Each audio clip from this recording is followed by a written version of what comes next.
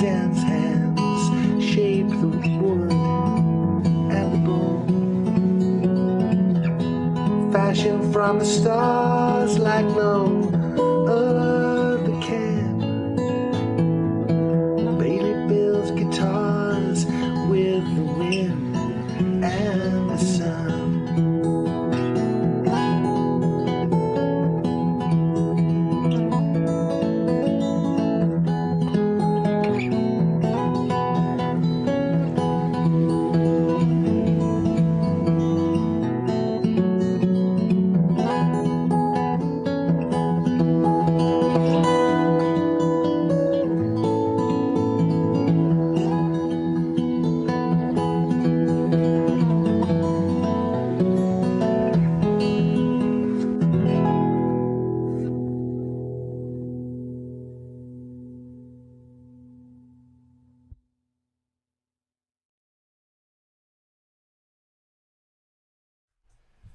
Hey folks, welcome back to the Bailey Workshop.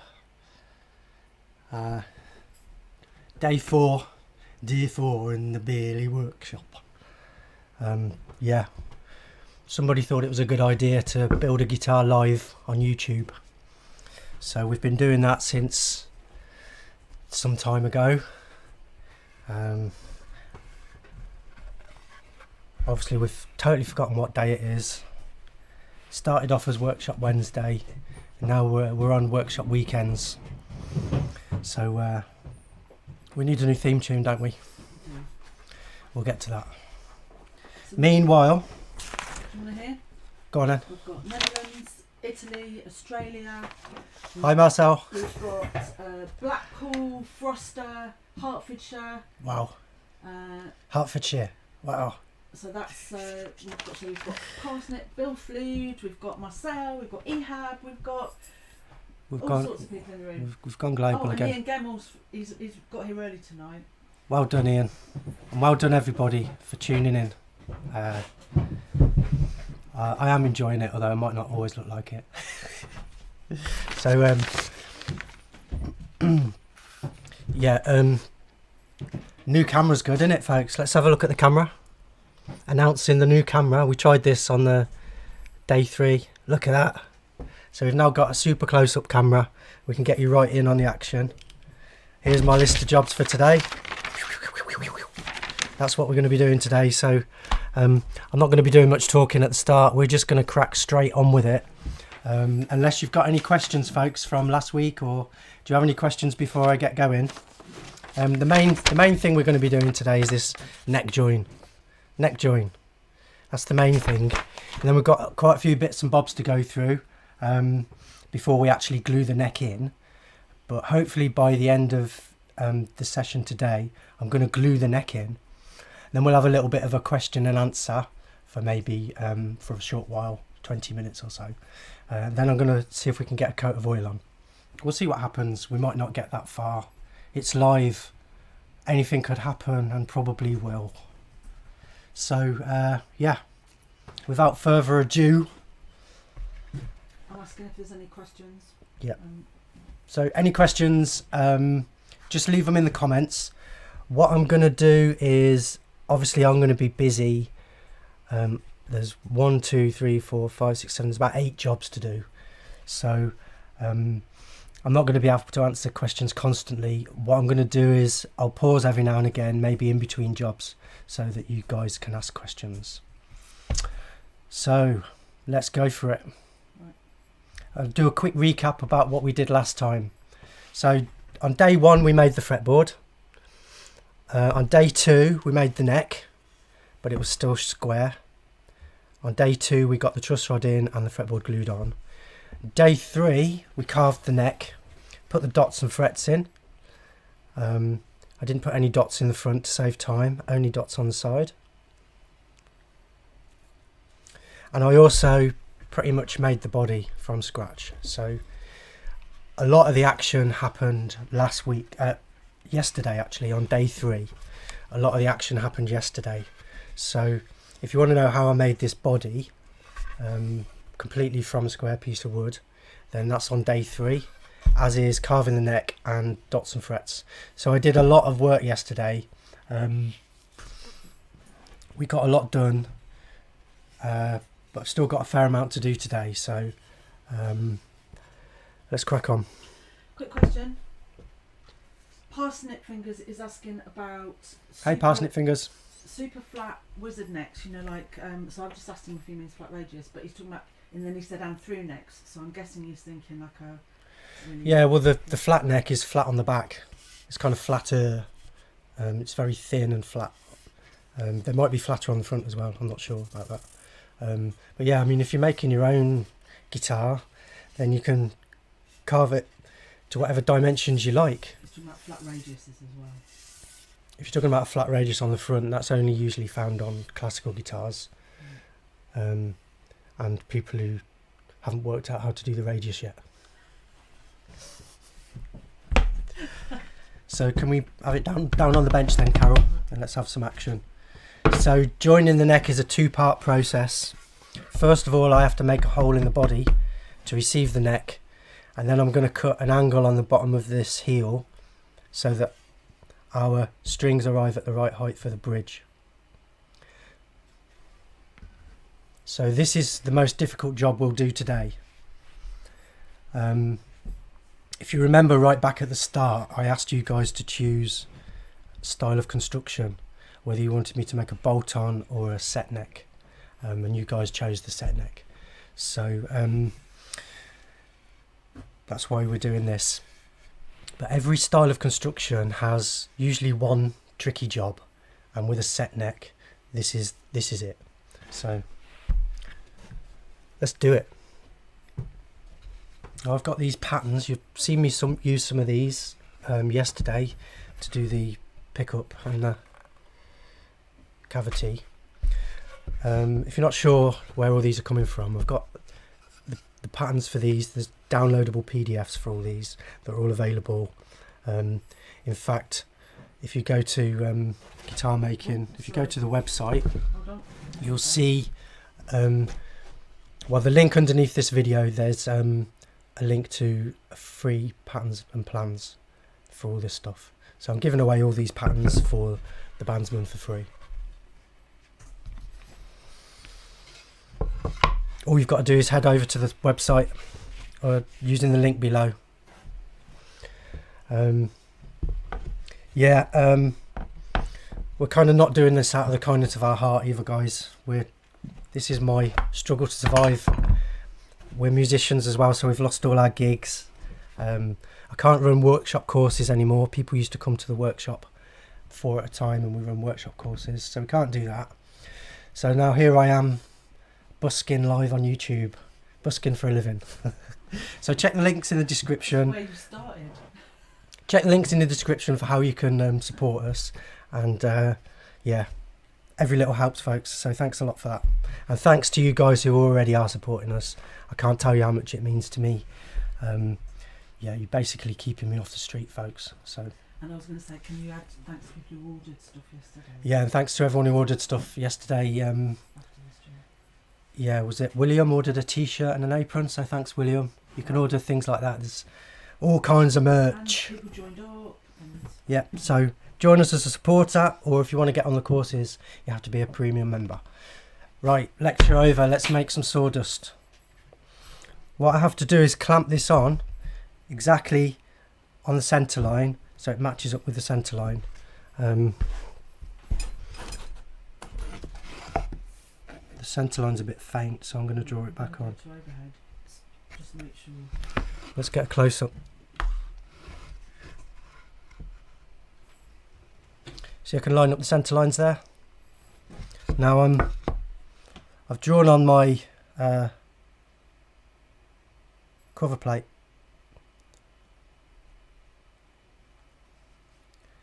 So my neck is going to come as far back as I can get it, but it needs to be hidden by the, it's going to be hidden by this.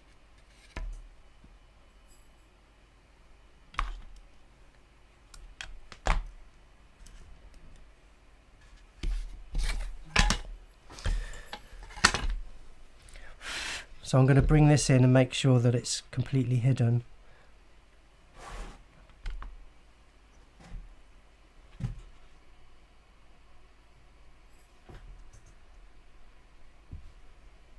I've also got a centre line on the back to line up there. So that's my pattern lined up.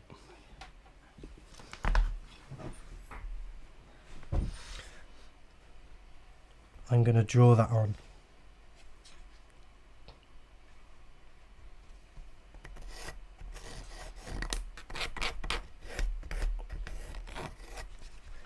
And then show you so you can get a better idea. Can you see that?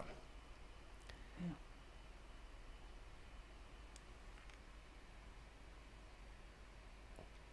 So normally this neck would extend underneath the front pickup and it would only come to about here.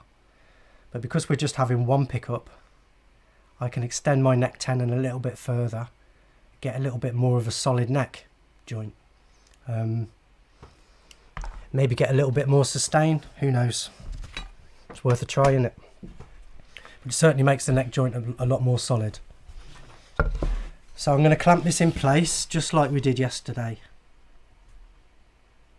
As accurate as I can. If you move it over a little bit, then it'll be better for the overhead. This way. Yeah. Just getting the clamps on though. Oh, okay. We'll do what. Let's see that. Let's try that. Do what you can. Couple of clamps on it. Just have to make sure that the clamps don't interfere with the router. So I've got to get them far enough away. It's actually easier to do this neck joint without the front pickup in the way.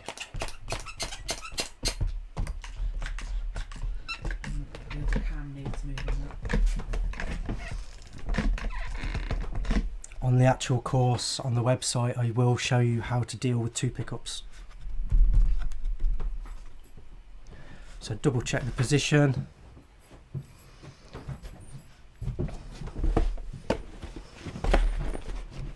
Make a bit of space.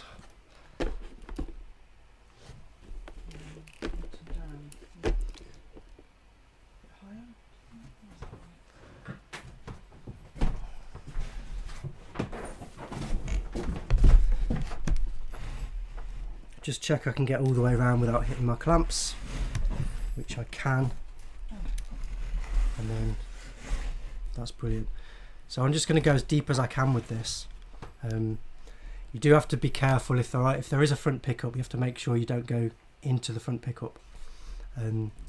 Again, I can't cover everything on this very quick demonstration.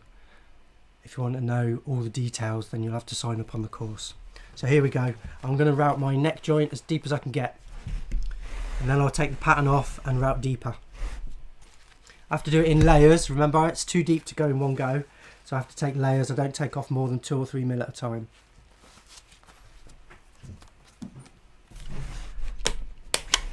No power.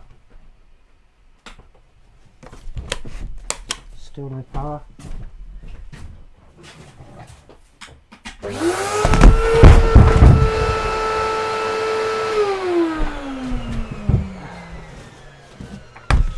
It's live, folks.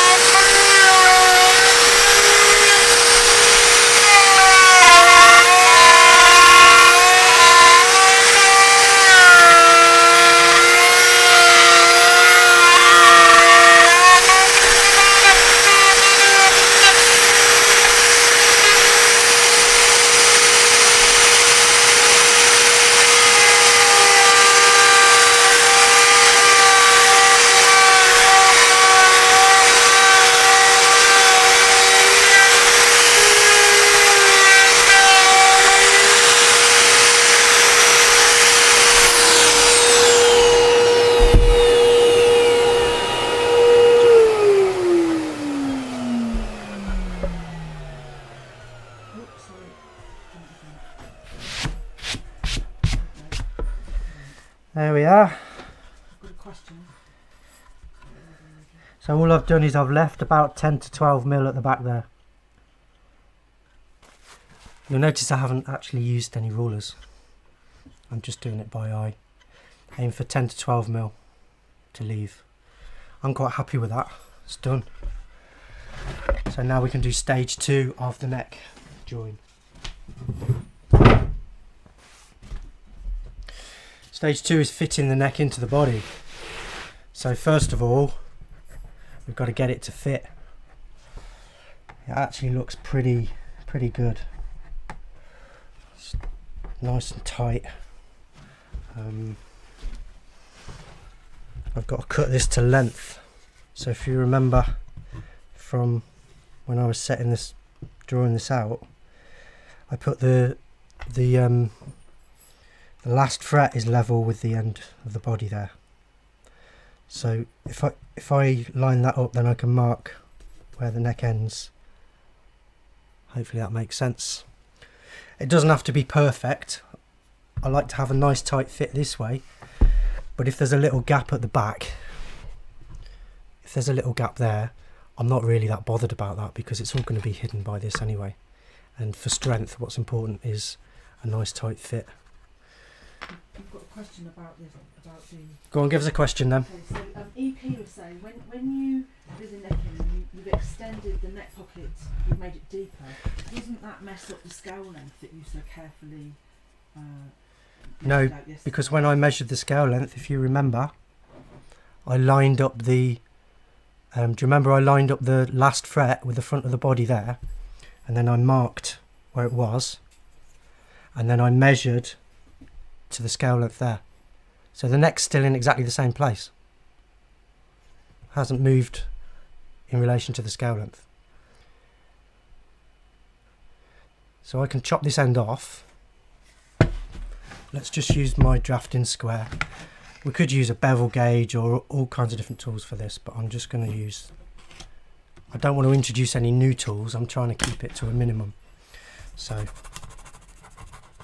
you can use a drafting square to mark a line using your centre line. It'll be square. If you've got a bevel, what's it called? A bevel gauge, then by all means use a bevel gauge, set it to the end of your fretboard and use that. So long tenon. I'm going to chop that off, and I'm also going to do 2 little cuts there and there just to make it easier, because I'm going to round off the end of the neck by hand. I'm going to round off the end of the neck to match the curve of the slot there. Okay, so over to the bandsaw.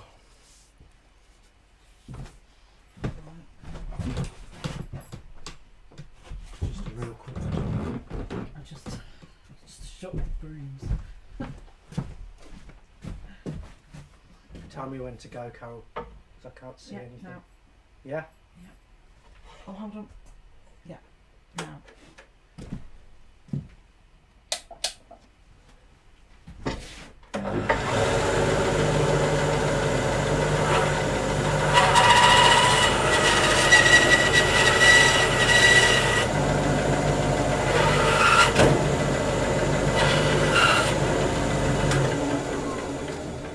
Here we are. Lots of comments. Can you change the camera, Carol? Are we still streaming? Yeah. Can you just let us know in the comments, guys, if everything's still working okay? They're just eating their lunches.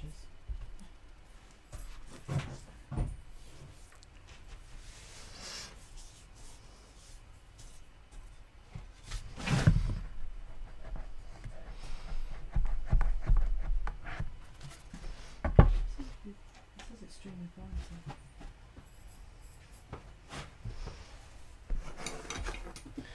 So I'm just going to measure the depth of this now. We've got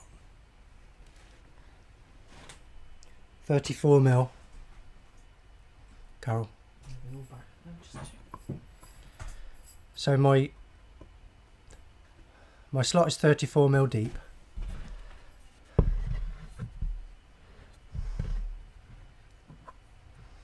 So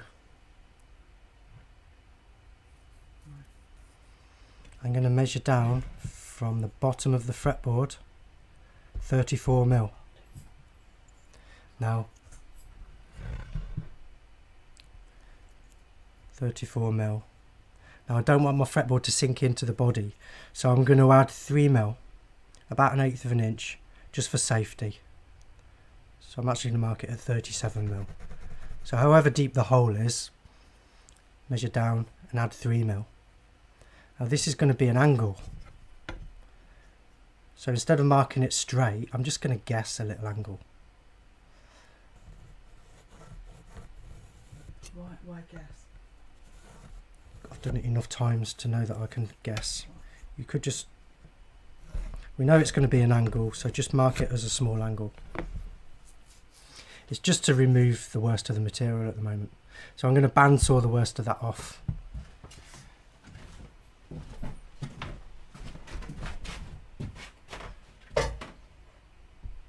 Get rid of that lump. You could skip this job and just do it all with the router. Hold on. Is that okay? Yeah, you haven't set the guard then. It's okay.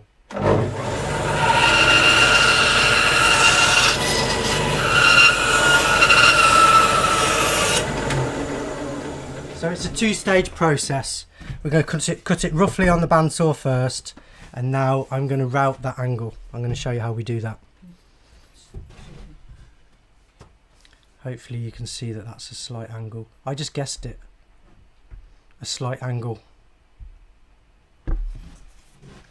Because it's just a rough cut and I've left plenty on for the router to deal with. So let me show you that.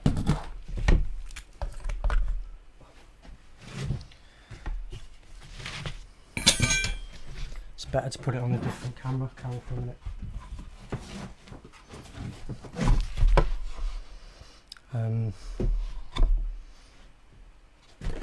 I'll move it so that we can use the overhead cameras on. Do it this way.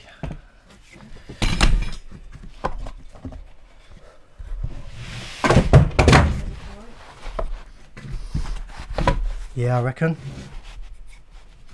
So this is a very, very basic jig. Again, I tell you how to make this on the course. It's just a hinge with a block. And I've got marks from previous attempts. So I've got a good idea where it's going to come out. But it's a case of trial and error. So what we'll do is we'll take a shallow cut, test it, and then repeat until we're happy. So I'm just going to do a test cut to start with, and then we'll take a measurement and I'll explain to you what's happening. So this is surface routing again, folks, the same as when we did the headstock front and back. We use surface routing, so any cutter will do, any old cutter.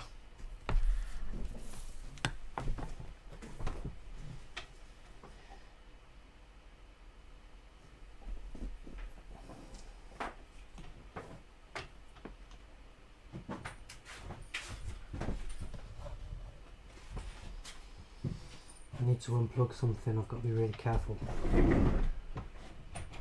could put my laptop into the... I've done it. So all I'm going to do is take off a layer. Take it down to touch the wood. I'm going to take off like a mil or something.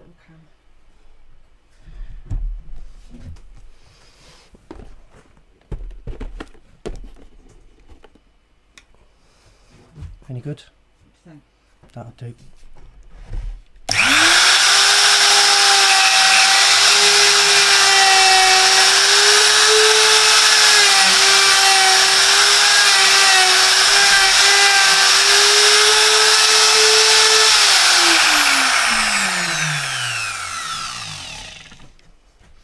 Let's test that.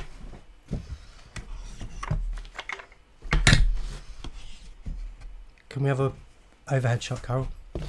I'm going to leave the block where it is so that I can adjust it as necessary.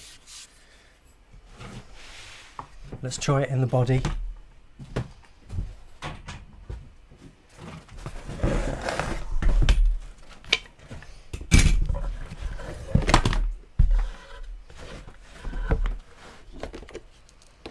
So when you're putting a neck in and out of the body, pull it in this way and push it out that way. So I can see it's too tight at the moment. Oops. It's too tight. So I need to do a little bit of work just to fit that in. Just a little bit too tight.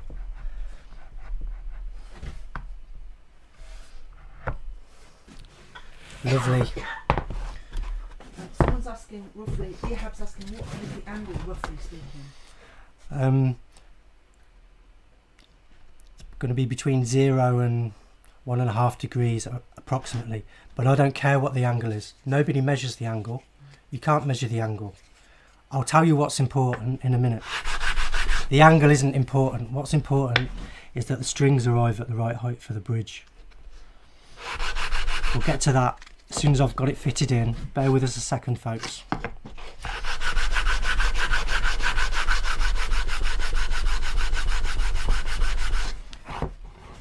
My neck's too tight at the moment.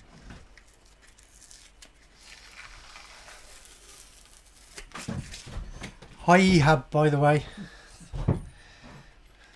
Cheers for joining in.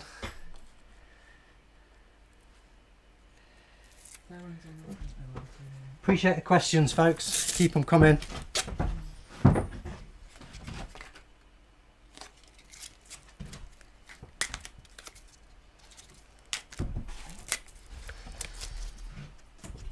So I'm just rubbing the side of the heel.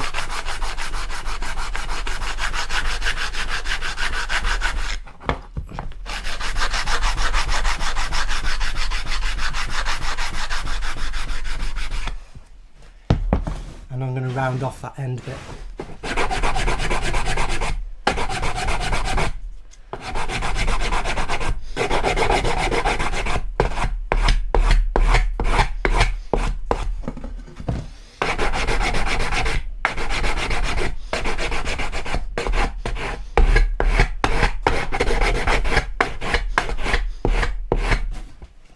Close enough for jazz.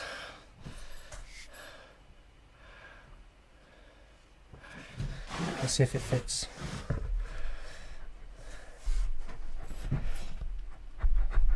Right, we're in. It's tight, but we're in. I might give it just another go.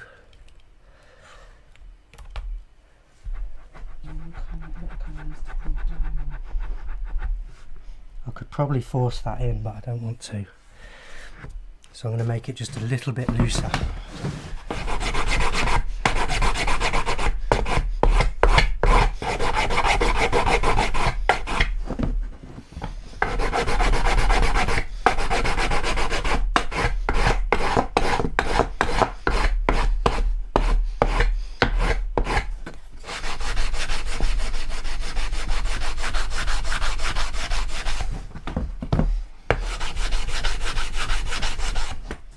Very important to keep this bit square. Go.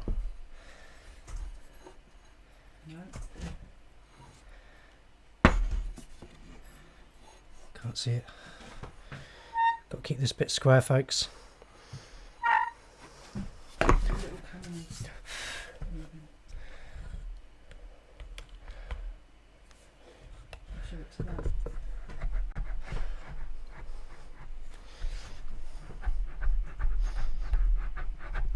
Still just a tiny bit tight. One more go and we're in.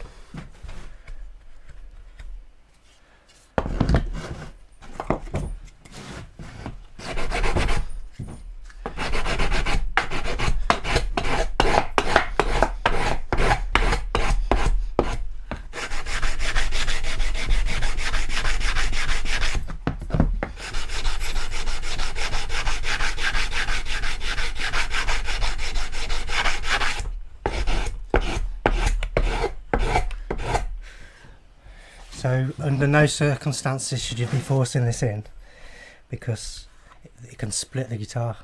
The guitar can split here.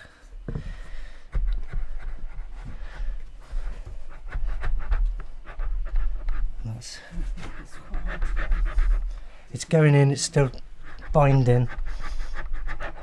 So I think what I'll do is just switch to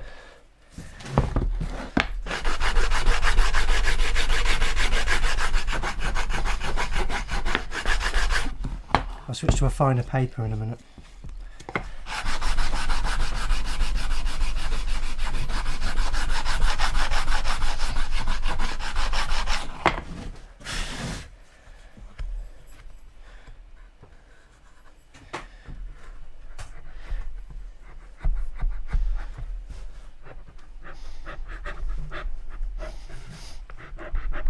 Okay, I'm almost in now. I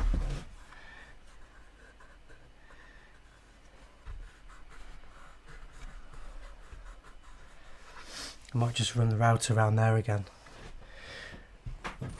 Normally I take a bit more time on these jobs, folks, and I'm not rushing quite so much. I'm just going to go around this neck joint again and see if it loosens up a bit.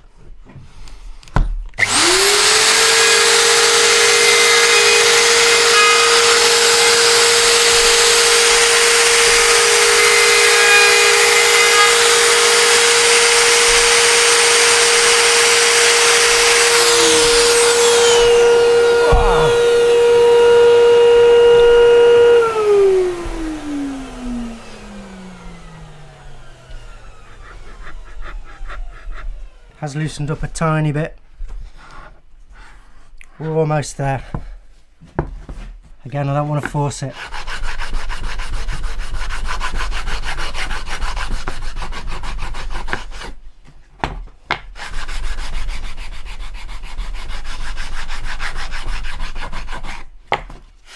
But it's nice to have a good tight fit.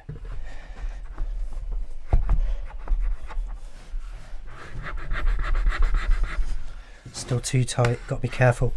What will happen is if we try and glue this in, you might think it's a perfect tight fit, but when you put glue in there, everything expands a little bit. You won't get your neck in. So I'm going to just change my paper to a finer paper, give it one more rub, and we'll be in.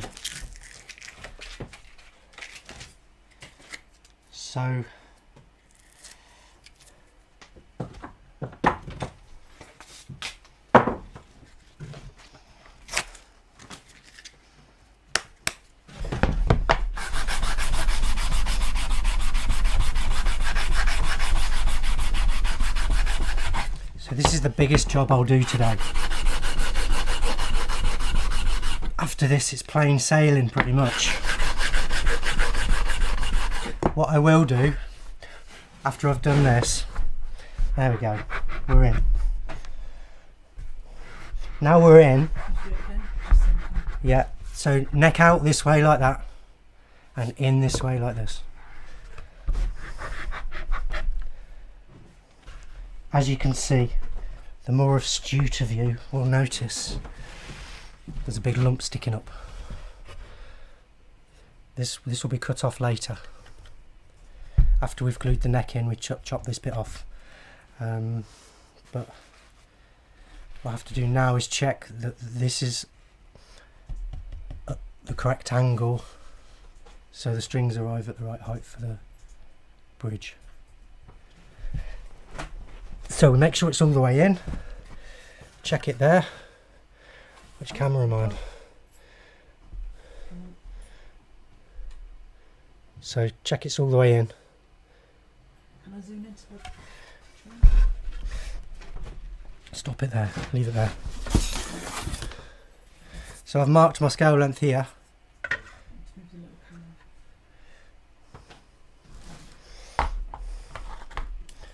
What I'm going to do now is measure the gap between underneath the ruler. What does that say? Well, I'm reading about 18 mil.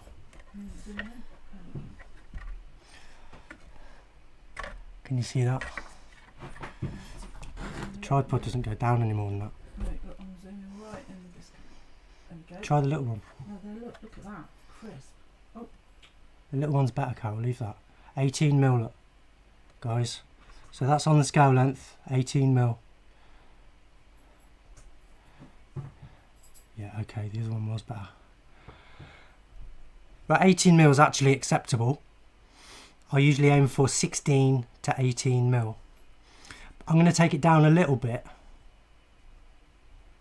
16 to 18 mil. So I'm going to take it down to just above 16. I'm going to take 1.5 mil off, maybe 2 mil, because my neck is still sticking out quite a bit here. See that there? Ideally we want about 1.5 mil, 2 mil of the mahogany part of the neck sticking out. So we don't want the fretboard disappearing into the body. We want a little bit of neckwood showing. So I'm going to take another 2 mil off.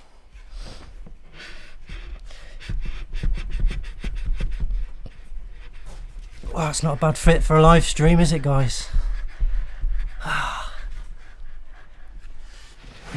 Push it that way and then it'll come out. There we go.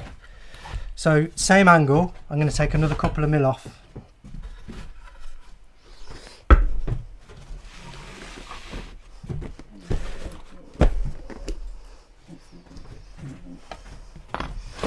Back in the jig. Oops. Sorry, see that pulling it so far.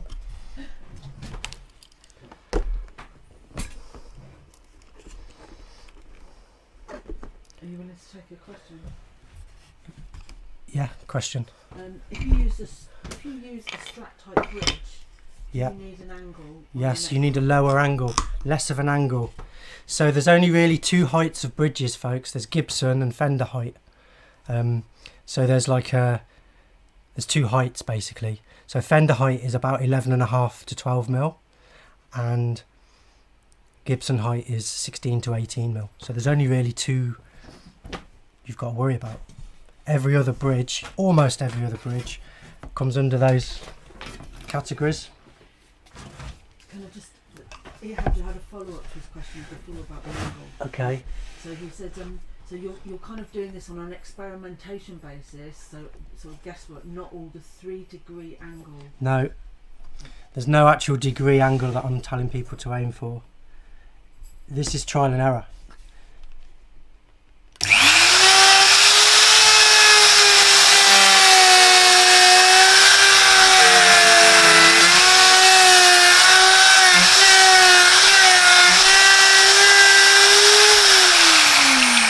So you take a cut and then you make an adjustment depending on what you want to do. So my only adjustment was to take another 2 mil off.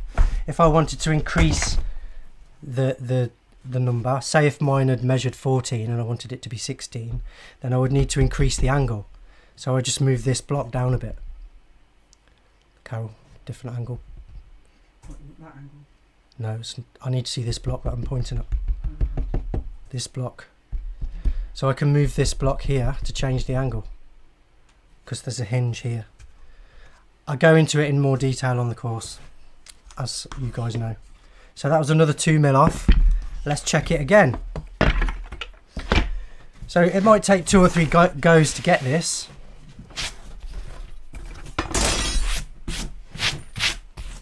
But it's really important.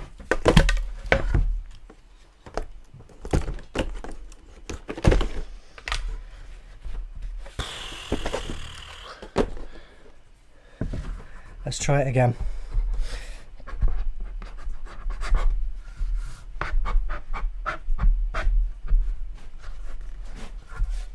Okay, so it's all the way in. Looks pretty good, eh? It looks a lot better there, doesn't it? See how it's not sticking out so much now? It looks a lot better, doesn't it?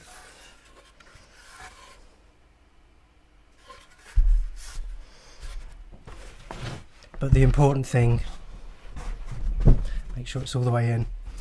Is it the right height for the bridge? So, just over 16 mil. There's actually some glue on my ruler which isn't helping.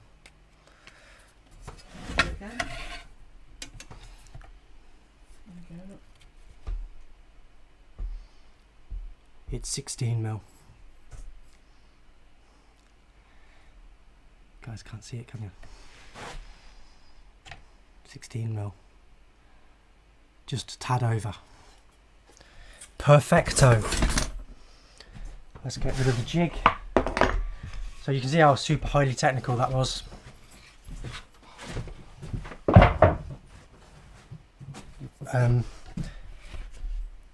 I'm happy now that my neck angle is set. You'll notice because there is an angle now that it does kick out. It kicks out the bottom of this heel so that it creates a little gap there. See the gap at the back? We can tidy that up a bit. Can do a bit of extra fitting by hand just to make that fit better. But it's all hidden by the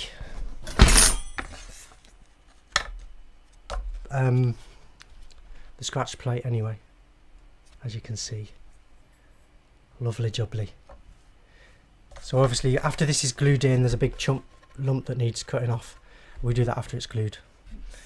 So that is the major part of the woodworking done. We'll do a quick fire round now. Let's do a load of jobs really quickly. Quick fire round. We got any questions on the neck joint before before I carry on? Roger Appleby's apologised for being late. I had a teacher called Mr. Appleby and he was the first teacher that we heard swear. He was so cool. He said bloody. We was all shocked. Class was stunned into silence. Mr. Appleby swore.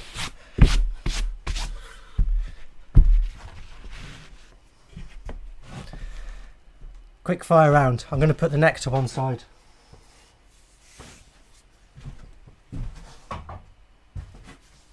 Let's put a radius on the body. I wanted to point out at this point how few cutters you've seen me use. I think I've used 4 cutters. Let's just recap. We used one for the truss rod, a 1/4 inch cutter. We used the short bottom bearing one and the long bottom bearing one, and we used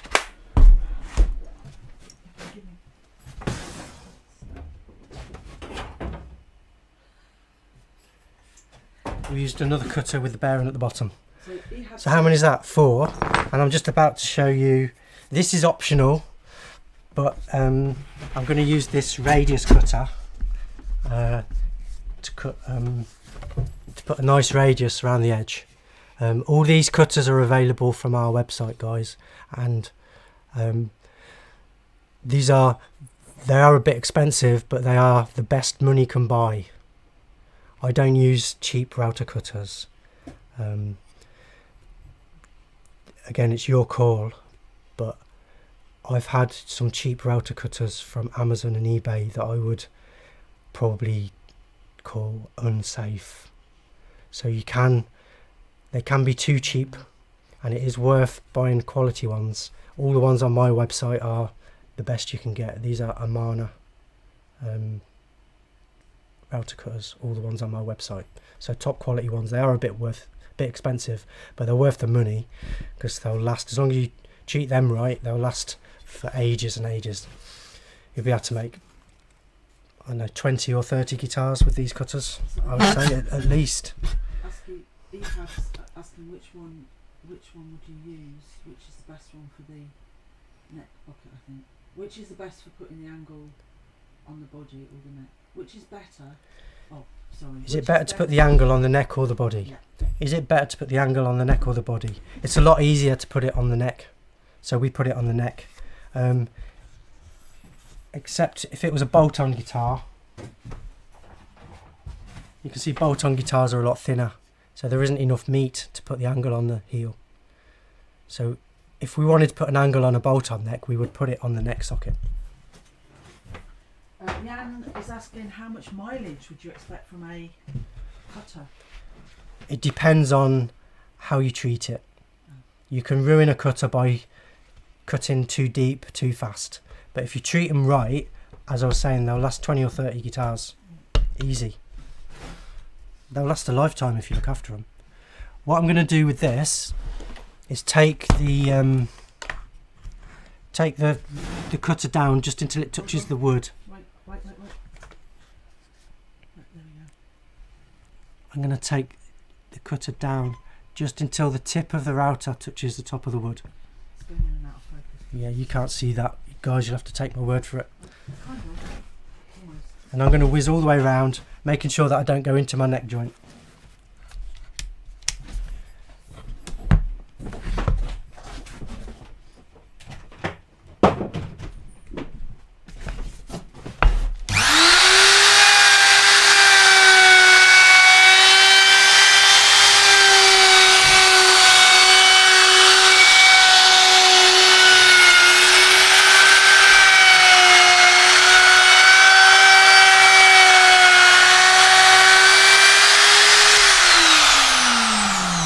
Repeat on the other side.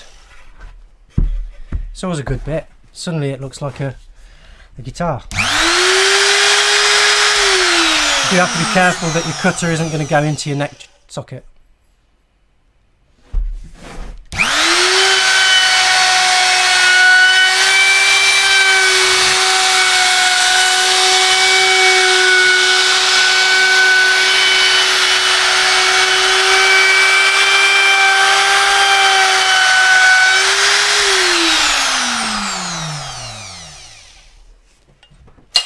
Done.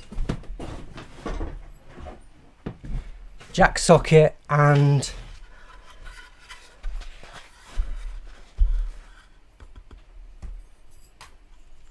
strap studs.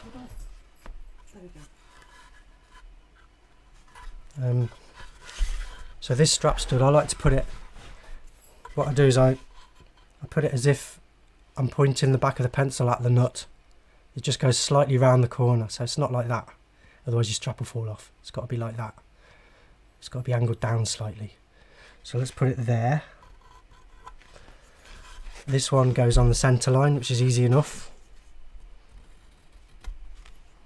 And then I'm going to use my drafting square again, if I can find it.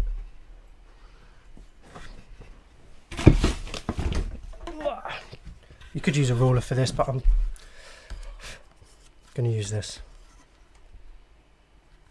Just hold. Don't move so fast. I'll use my ruler so you can see the numbers. Just use a nice round number. Hold it up. Oh, my eyes ain't what they were, folks.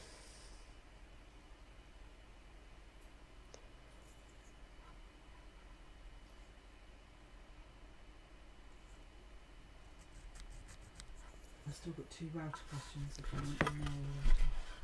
So when I was a kid, I used to go to these guitar shows and demonstrate my guitars.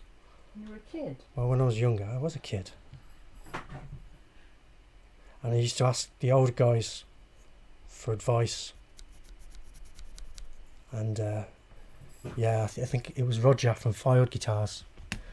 He said to me, he said, "Mark, when your eyes have gone, you've done all your best work, and you're an old git like me," is what he basically said. He said, "That's when people will finally believe that you can do it. You'll already have done your best work." That's just the way it goes. So I'm going to punch these with my dodgy eyes.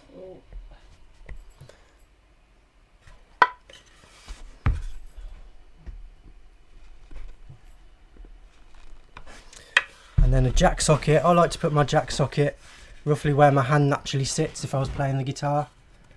So there, if I put my finger on there. You're making it super difficult for the camera as well as me. Good. That's where I'm going to put my jack socket. You can put yours anywhere you like. Just bear in mind that you're going to have to drill a hole for the wire. So I'm going to drill some holes. Put it down on the bench like that.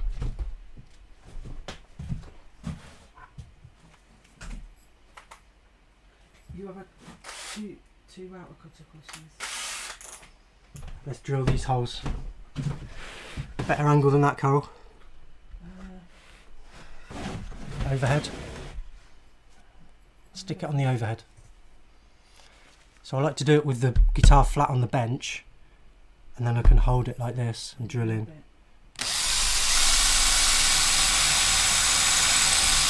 It's a 2.5mm drill for the strap studs. 2.5mm drill for the strap studs.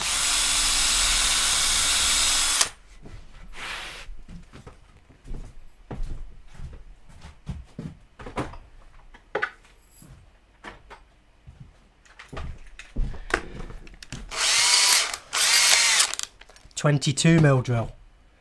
So yeah, the safest way to drill a 22mm hole, it's a really big hole, is with one of these auger bits. I like to turn the guitar over so I can see what's going on, and I'm not going to drill perfectly straight, I'm going to drill just at a slight angle.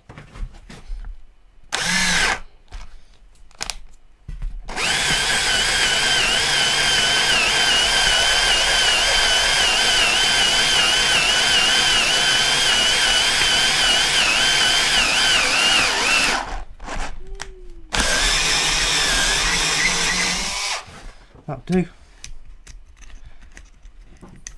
Might see if I can pop that through again just to break it through.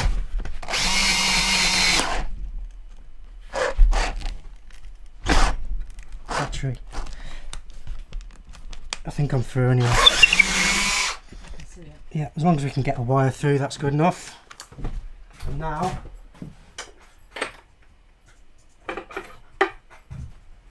we need a long drill. Yeah, I'm just showing off now. Doesn't have to be that long. Doesn't have to be quite that long. But it's the longer it is, the easier it is to drill, because I need to drill from here into there.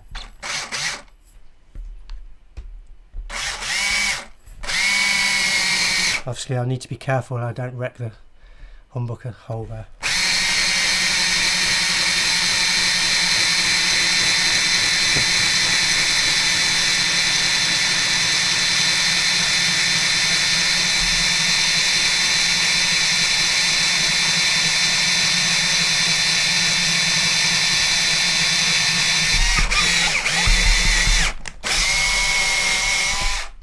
There we are. Let's check where that came out. So that's the hole for the pickup wires. Hold on. I'm trying to find it. Hold on. Oh. There it is. Excellent. Right, I've got... Brilliant. Can you take a couple of questions about bits and routers? Right. So, first of all, Ehab asks, what was the radius cutter that you used? What size was that? What was that called? I used a 1/4 inch radius cutter. It's literally called a radius cutter. Oh, hold on.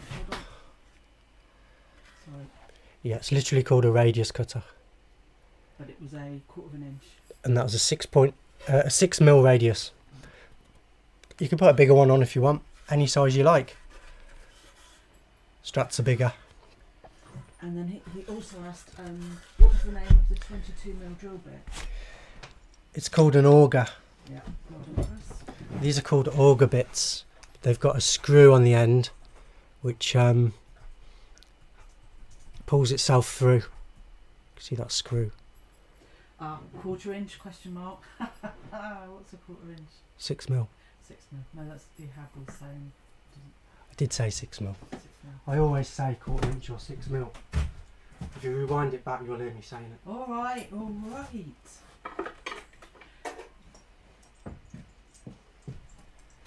Right then, that was good, weren't it? Let's put the router away. One last question about router bits. Can you, EP asked a while ago, can you sharpen them? Can you? Yes, router bits can be sharpened. I send mine to a specialist who sharpens them. These ones especially, the expensive ones, you would have them sharpened. Yeah, you can have them sharpened. Then you've doubled the life. It depends on the cost. A cheaper cutter are disposable, so you just throw them away and use a new one. But they are sharp. You can sharpen them, yes. Right, okay,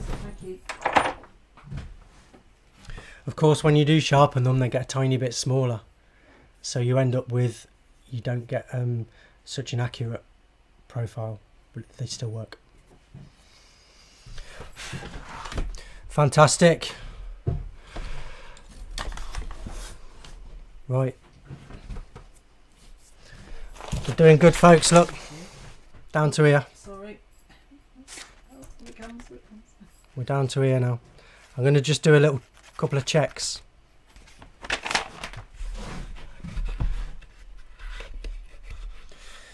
In this case, really, I just need to do one check. I just need to check that the controls fit through the holes. I haven't checked that yet.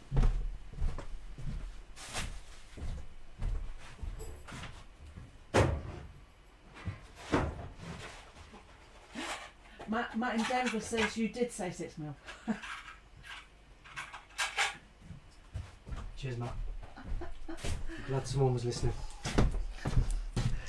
So here's this is what we call a pot or a potentiometer. So that's a volume or a tone control.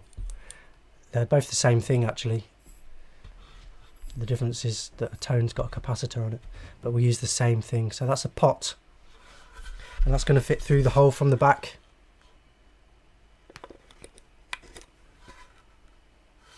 And then I need to check how many threads we've got sticking out. So at the moment there's none. No threads sticking out. Well, I need to put a nut and washer on. Where am I? Yeah, these pots come with a little tang on as well. I've already broken it off. That little tang there, I already broke it off. But just make sure that your pot's fitting right into the hole. And then I need to see some thread so that I can put the nut and washer on. So obviously my hole at the back isn't deep enough yet. I need to make this a bit deeper. So I'm going to go with the router again and make sure these pots fit. So this is the point in the build where you would check everything. So that's why it's a good idea to have all your parts in advance. So some builds are really complicated and there's lots of bits to fit, in which case this bit can take a while, but it's worth, you know, before you start gluing bits together, spending a bit of time making sure everything actually fits. I'll need to change the cutter to the longer cutter and then go a little bit deeper on this hole.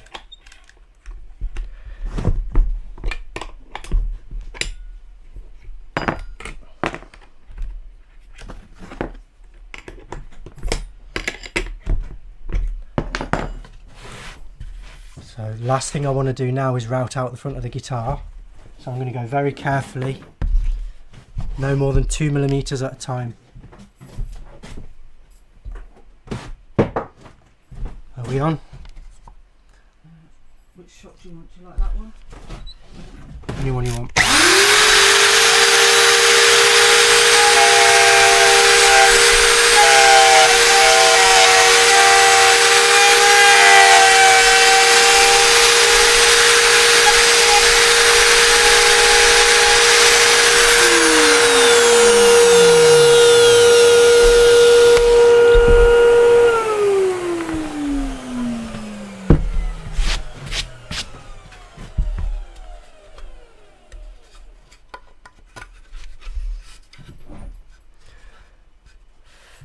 Still not there yet. Still can't see any thread. So I'm going to repeat that until I've got 3 to 4 threads sticking out the front.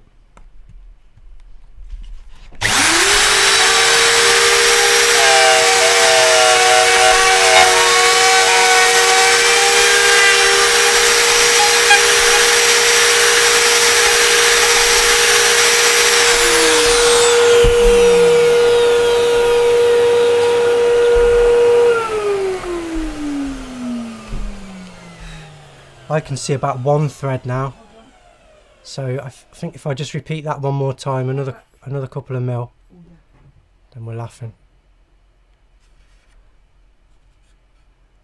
Wish we had better cameras. It's not bad though. One day.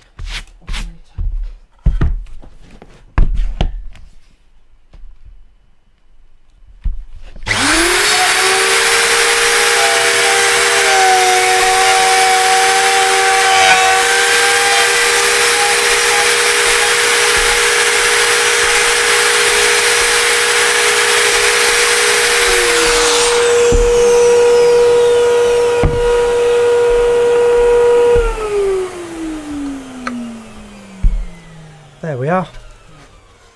Let's just put the nut and washer on just to demonstrate.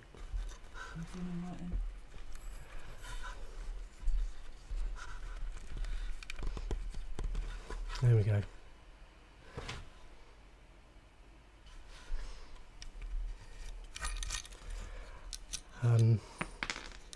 It's catching on that piece there. Yep, 3 or 4 threads sticking through.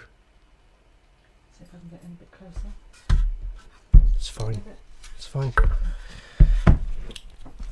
Get the idea, don't you guys?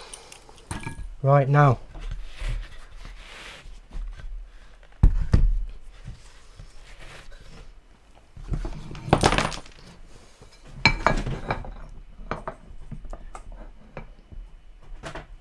Here's a little cheat, a little tip for you guys. If you've got the radius block, Hold on.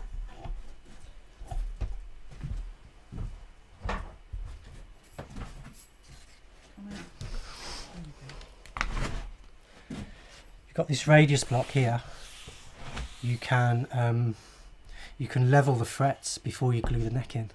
It's much easier to level the frets before you glue the neck in, just by rubbing it on this block. So this is a great little cheat. Once you've glued it into the neck, once you've glued the neck into the body, it becomes a lot more difficult to hold it whilst you're leveling the frets. So this is a great little cheat.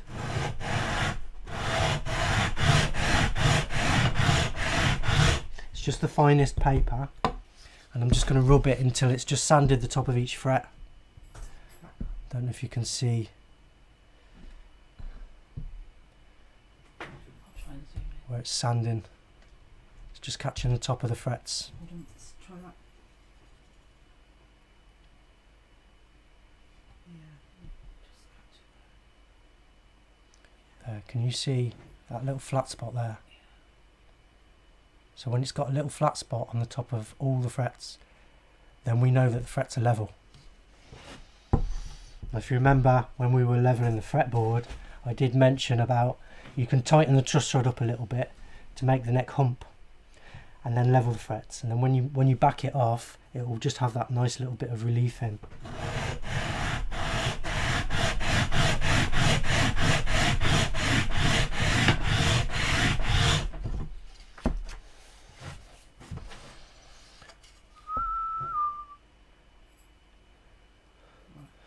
Nearly burst into song then. Right, hold on. Right, I can see that it's marked the top of all those frets now. I think. Try and get right in. No. It's because you're moving it, I think it's... Yep. Tiny bit more, I think.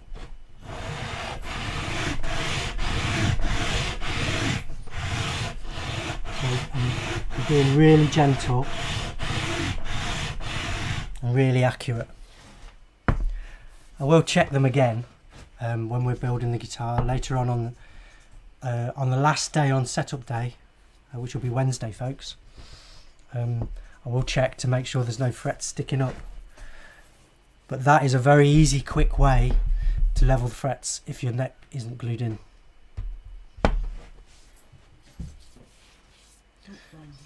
Right, so I'm happy with that. You'll have to take my word for it that it's just touched the top of each fret. See, I'll try it again, see if you can... It's focused on the bandsaw in the background. Yeah. Oh, no, it's just pinged, I think, then. You get the idea, folks.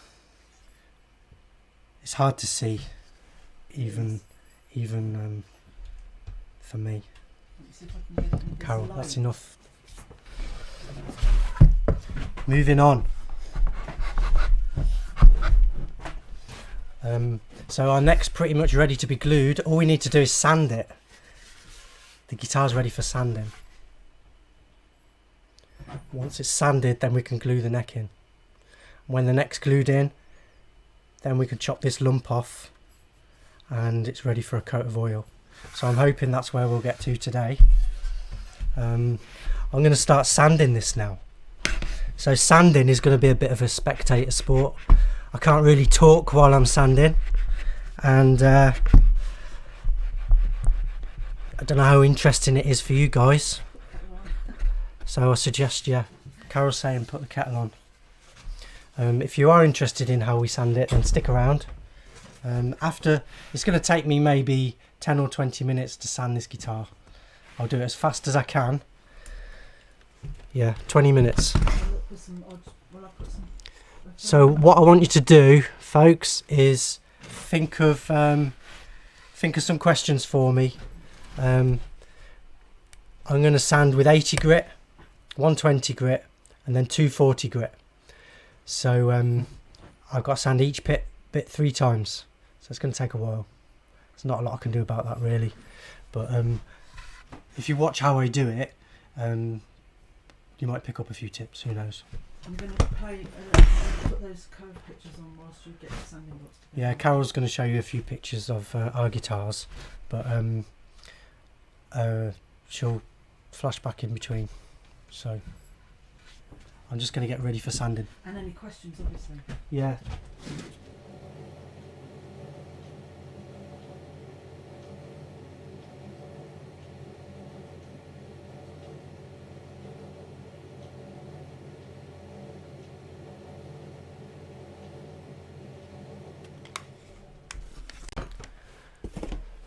That was a guitar called The Curve, one of my designs.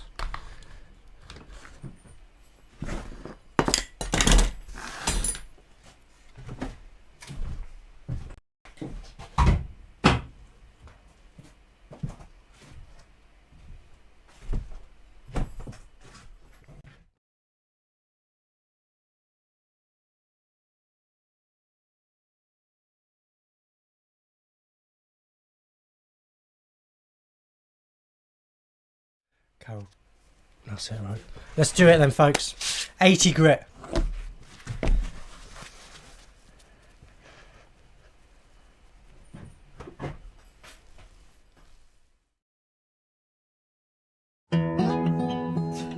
You stress me.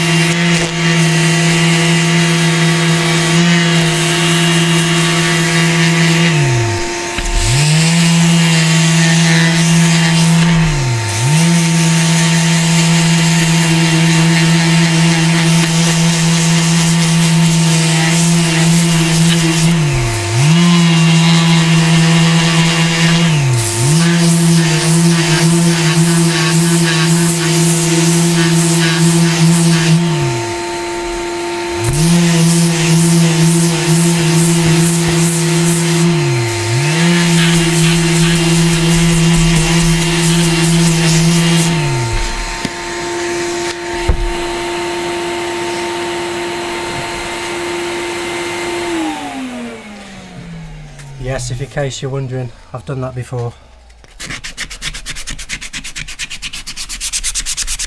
Might seem strange, but I always like to go over everything by hand to get a better finish. Just quickly. There's some things that you have to do by hand. Well, I prefer to do these radiuses by hand. So I sand these radiuses. I sand it as if it's a chamfer first.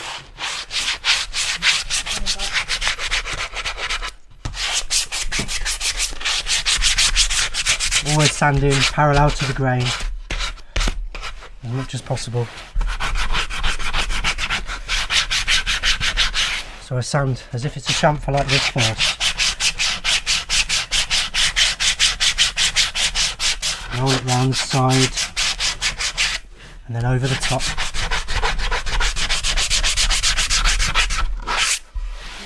What happens from using manual sanding? Say again? I think you have missing the thumb of sanding behind. Yeah. If you want to be a guitar maker, you've got to love sanding.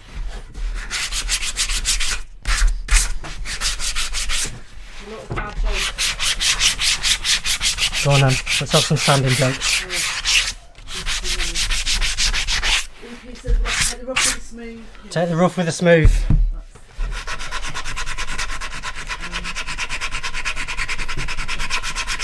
Gritty things about gritty.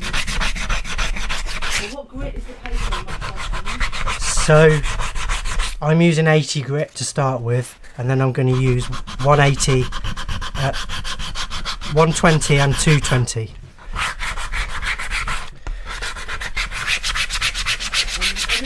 People saying they're enjoying watching the hard work and they're publishing their mad Good, I'm glad you're enjoying it, folks. in their time off from work. Watching someone else work. Mr. Connell says he could watch it all day. Cheers, Chris. Did you get your fretboard yet, Chris? Patrick says we should work for the council. I really enjoy watching this.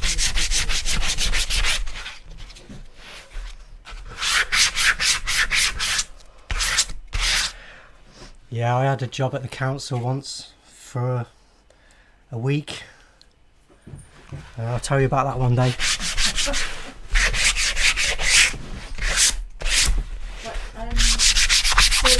Ehab says, why make things easy if you can make them difficult? Yeah, we don't want to make it too easy, do we? Right, and Theron is saying, quite fancies doing a hollow body. Have you ever done a hollow body guitar and is it possible on a course? Yes, it's all possible. Yes, yes, yes, and yes. Obviously, it takes a bit more time. There's different versions. There's like the thin line version, where you get a... you basically hollow out your guitar body, and then you stick a cap on the front. That's one way to do it. Lots of different ways to do it. That's the quickest way. Because Bill Flood was hoping.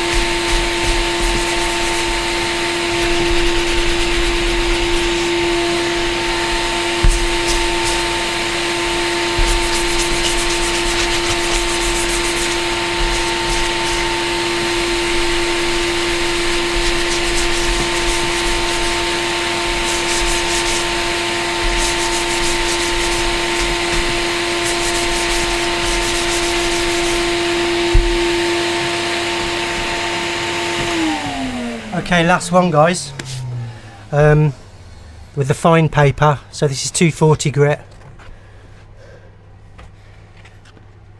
Last one. I'm going to do it with wire wool after this, but that's just a quick rub. 240 grit. I'll just talk you through it this time. You can do all this without the power sander, obviously. You just use sanding blocks instead. So we do the flat bits first. Flat bit. Round the side of the headstock. It's kind of flat. And then I do the volute, the heel. And then I do the side of the neck, both sides. And then blend it in at the back. That's it, and I always go over it quickly by hand. Oh, it feels amazing already. Wow, yes. So that's the neck. I'll quickly do that, and then I'll talk you through the body.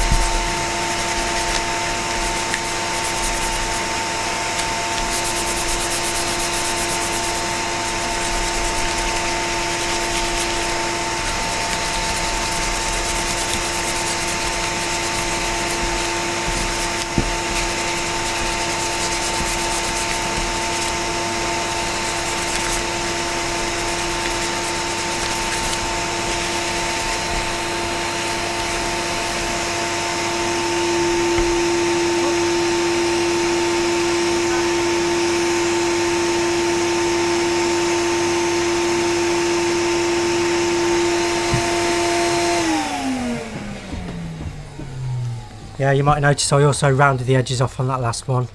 So with the fine paper, I round the edges off. Round the edges off. So last one on the body then. Again, we do the flat bits first.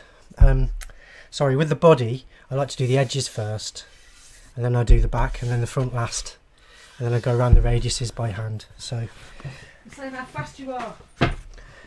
yeah, this is probably the fastest I've sanded a body for a long time. Reminds me of being back in the factory when I had a pile of 30 bodies to do in a day.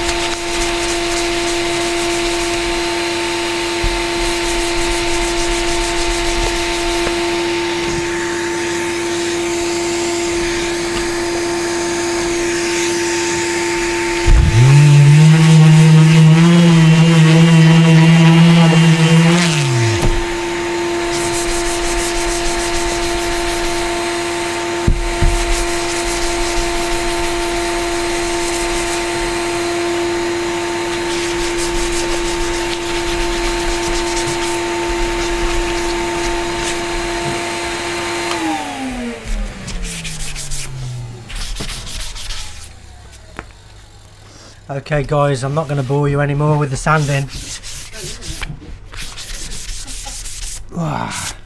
Yeah, in my next episode we'll be watching some paint dry.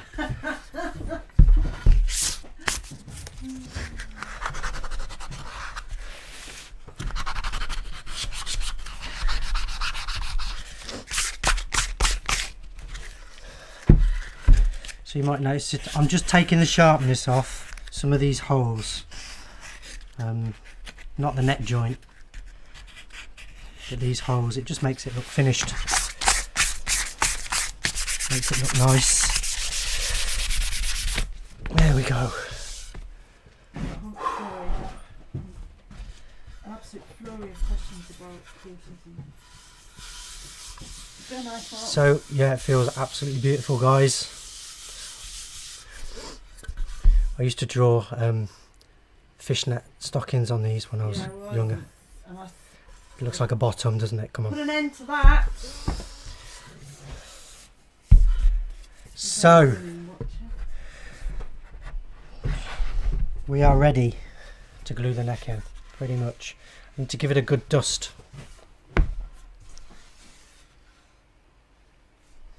But that don't look too bad, does it? Not bad for a live stream. And look, no glue. It's not a bad fit, is it? If you can pick your body up with your neck, then I'd say that's a pretty good fit.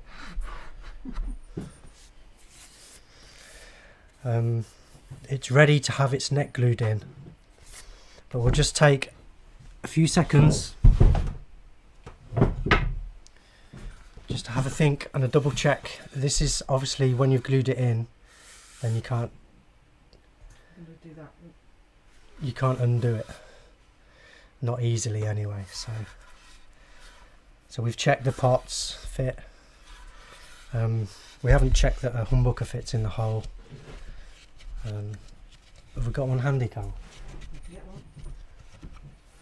But it's worth checking everything. We can also check that the tuners fit as well. That's always a good idea.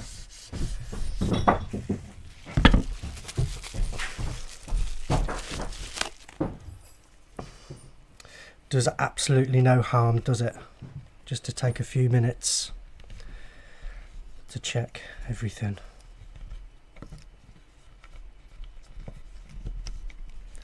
Yep.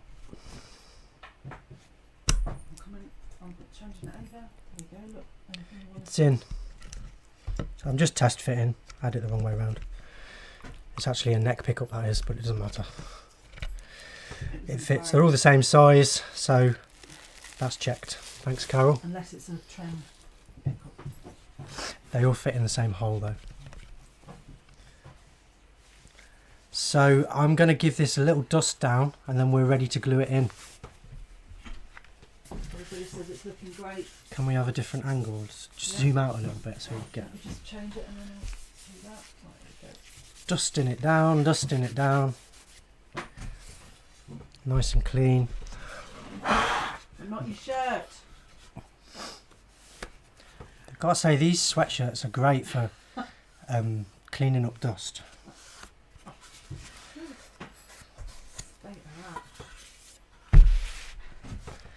This is what all my best clothes look like.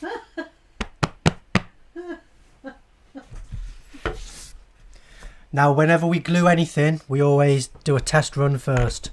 So we're going to dry clamp. We're going to dry clamp this just to make sure everything's okay before we actually glue it. So I'm going to put it in, my dear. So remember, when we put the neck in, we pull it in like this and then press down.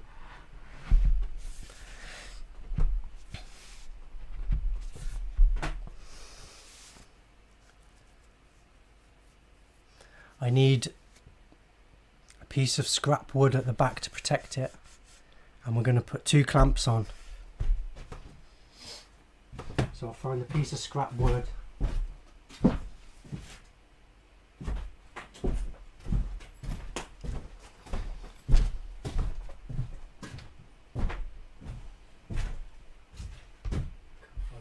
Clamps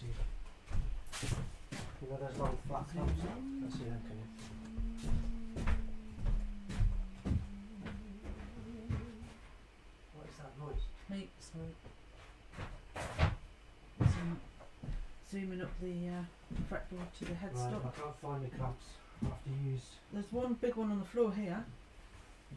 One of those clippy clamp things. No, the metal ones. Longish metal ones. Any clamps will do. Yeah, you mean that one? No, any clamps will do. I'll just use the nearest ones. That'll do. Can we see the guitar, please? Thank you. A bit of scrap wood underneath. I'll just use that sanding block there, that'll do. Underneath. And then a clamp.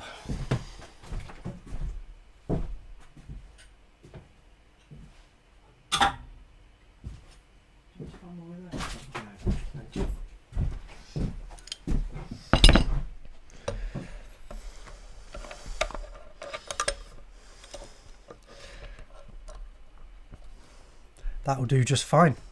Clamp right in the middle there.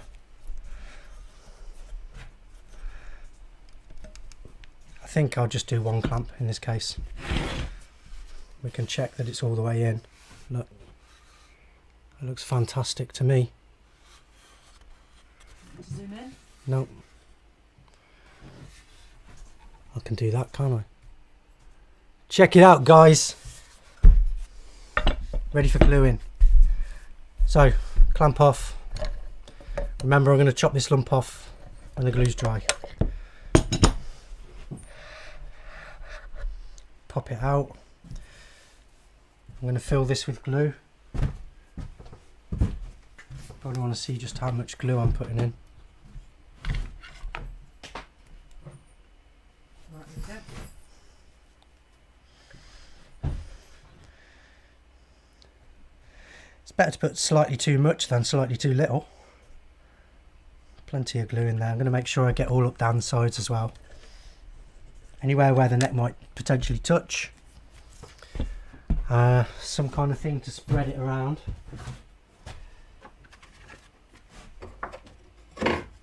Piece of scrap wood.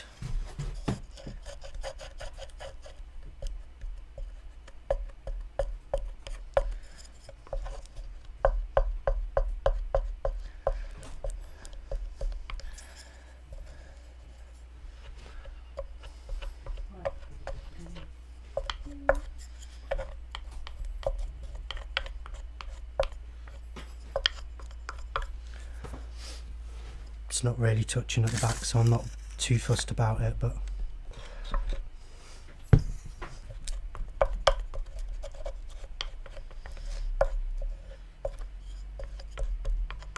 okay, something like that then, guys. Now I can put the neck in.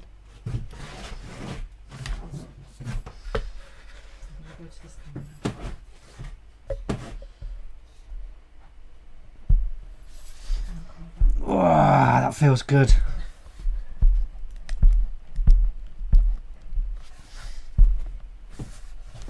Wow.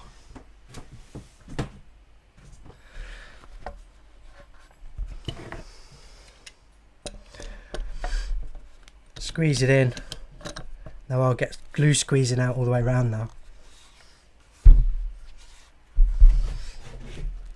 Yeah, Deej is asking about, I'm saying that, you know, it's raised, that you've got, it's proud of the neck, Yeah. tendon's proud of the body. Yeah. I'm going to chop that bit off later, after the glue's When do you dried. do that? After the glue's dried. Come on, DJ, I've said that about 4 times. No, You're not listening. stop this. Come on. I'm going to chop this off when the glue's dry. It's much easier to do it after it's glued in, otherwise I'd have to try and get it accurately level with the top. Whereas now I can just take it down until it's level with the top. Easy peasy. This glue will dry very fast. It's Tight Bond, the king of glue. So it dries super fast. What we can do is have a bit of a Q&A and a bit of a chat. I'm clearing up this glue with a toothbrush and some bit of water on a toothbrush. Oh, if I can find some water. Can you get some? I've got some somewhere, I just need to find it.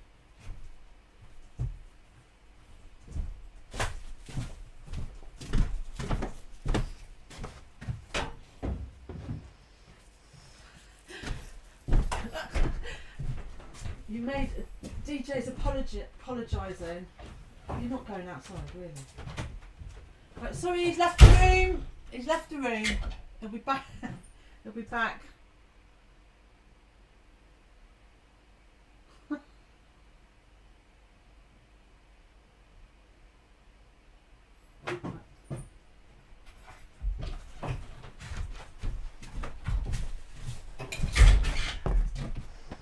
A bit of water to clean off any excess glue.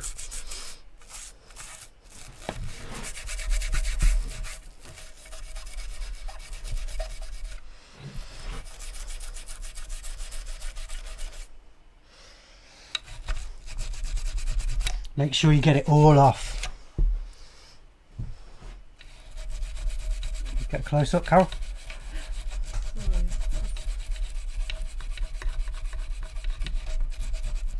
If you don't get it off now, then you never will. Where did I put my water? I just came in with a jar of water. You did? Where did you put it? There. Behind your router.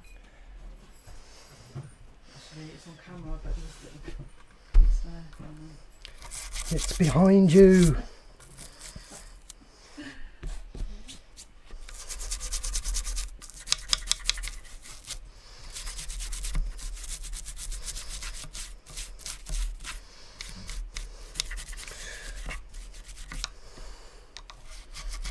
Right. Okay. Are you gonna Questions, yeah. general Q&A? Let's have questions. Okay.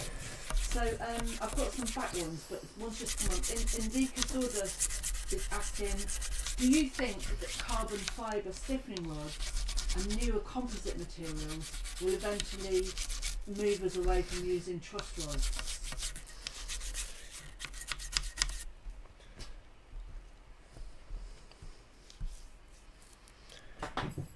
Probably not, because I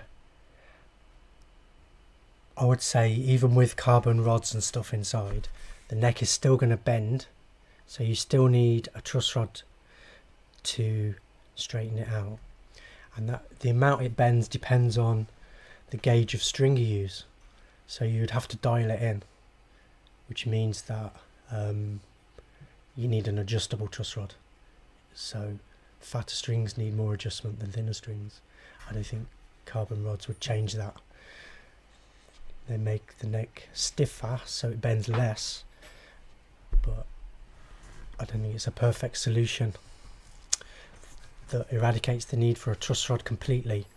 Having said that, you can build a guitar without a truss rod. It'd be perfectly fine. But if the guy you made it for wants to change gauge of strings, the guitar would need, potentially it would need the frets leveling, or worst case it would need the fretboard, work on the fretboard so that you could get it level enough. So yeah, it can be done without a truss rod, but not recommended. Okay, so another one, Mick Abbott's asking, what do you do if the neck joint's too loose? If the neck joint's too loose, what you can do is get a piece of veneer down each side, make it, or even just down one side, to make it tight again. So yeah, it wasn't unusual in the factory, if we're making 20 or 30 guitars a day, it wasn't unusual to have the odd loose neck, and we just used to put a veneer down each side, make it tight again.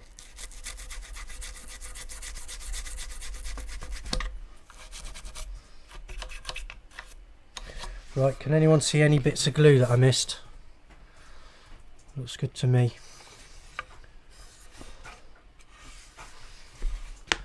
Rock and roll. Okay, more questions? More questions? So Dunbar has asked, I think it's Dunbar Farm has asked about the Exotica, right? If you put a Floyd Rose on, that's like a through neck, isn't it? Yeah. Super strut kind of thing. If you put a Floyd Rose on it, do you lose sustain? He's asking a question about that. It's not an easy question to answer because it depends on so many variables. The simple answer would have to probably be yes, compared to a fixed bridge. But to be honest, I would defy anybody to tell the difference. If you recorded the guitar before and after, without waggling the trem, you probably wouldn't be able to tell.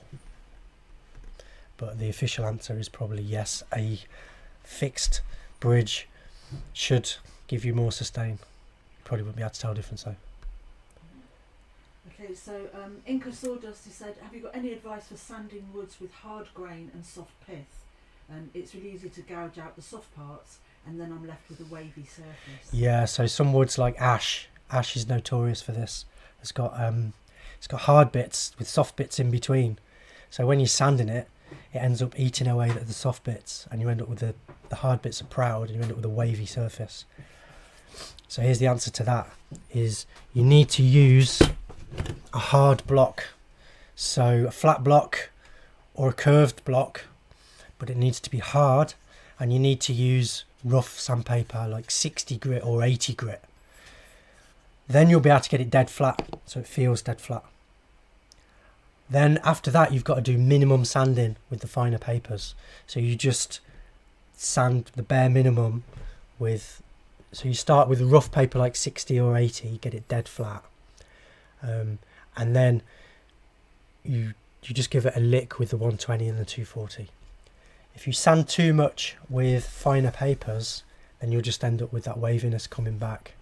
And the only way to get rid of it is to go back to the really rough paper, like preferably 60 grit. And that'll get it dead flat.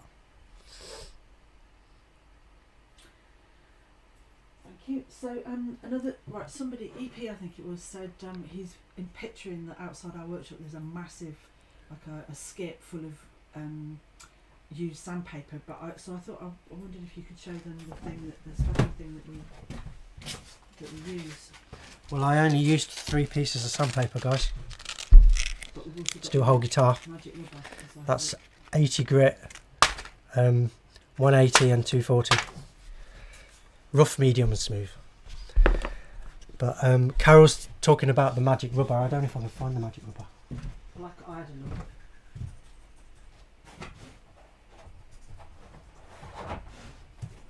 So here's the magic rubber. Mostly sandpaper, it doesn't wear out, but it gets clogged up. Some woods are worse than others, like rosewood and oily resiny woods tend to clog up the sandpaper rather than wear it out. So this is the magic rubber. It's called abrasive belt cleaner. You can clean up your sandpaper with that. Pretty much a new piece. Obviously if the paper's worn it won't fix it, but if it's just clogged, this little thing has saved me a fortune in sandpaper. So abrasive belt cleaner, folks. We call it the magic rubber. Yeah, aka the magic rubber. Okay, brilliant.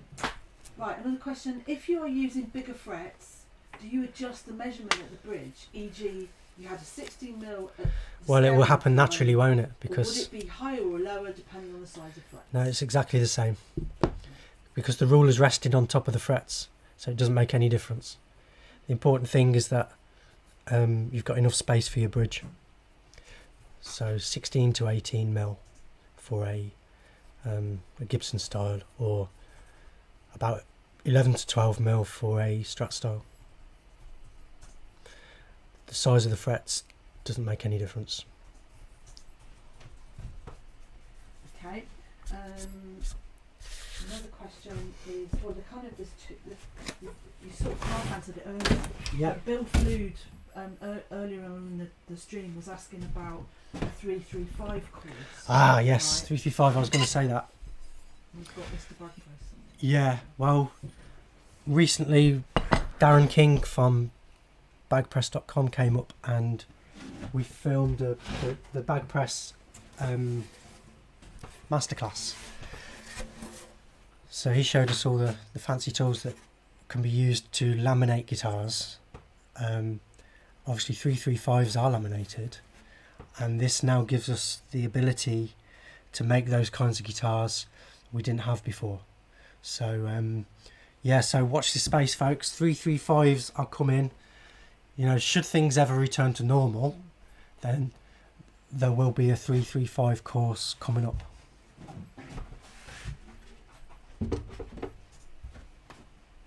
Can't wait.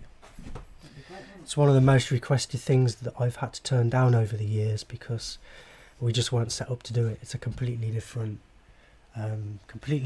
method to any other kind of guitar, really. So I just haven't been set up for that until, of course, we came across Darren King, who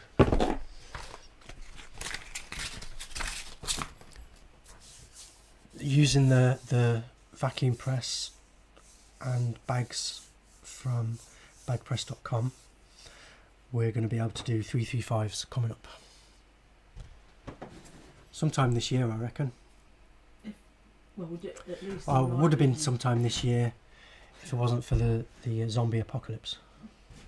Right, we've got some people signing up already. Right. Yeah, So, that's what we need, I folks. had a question. One of the first questions way back was about through necks and how.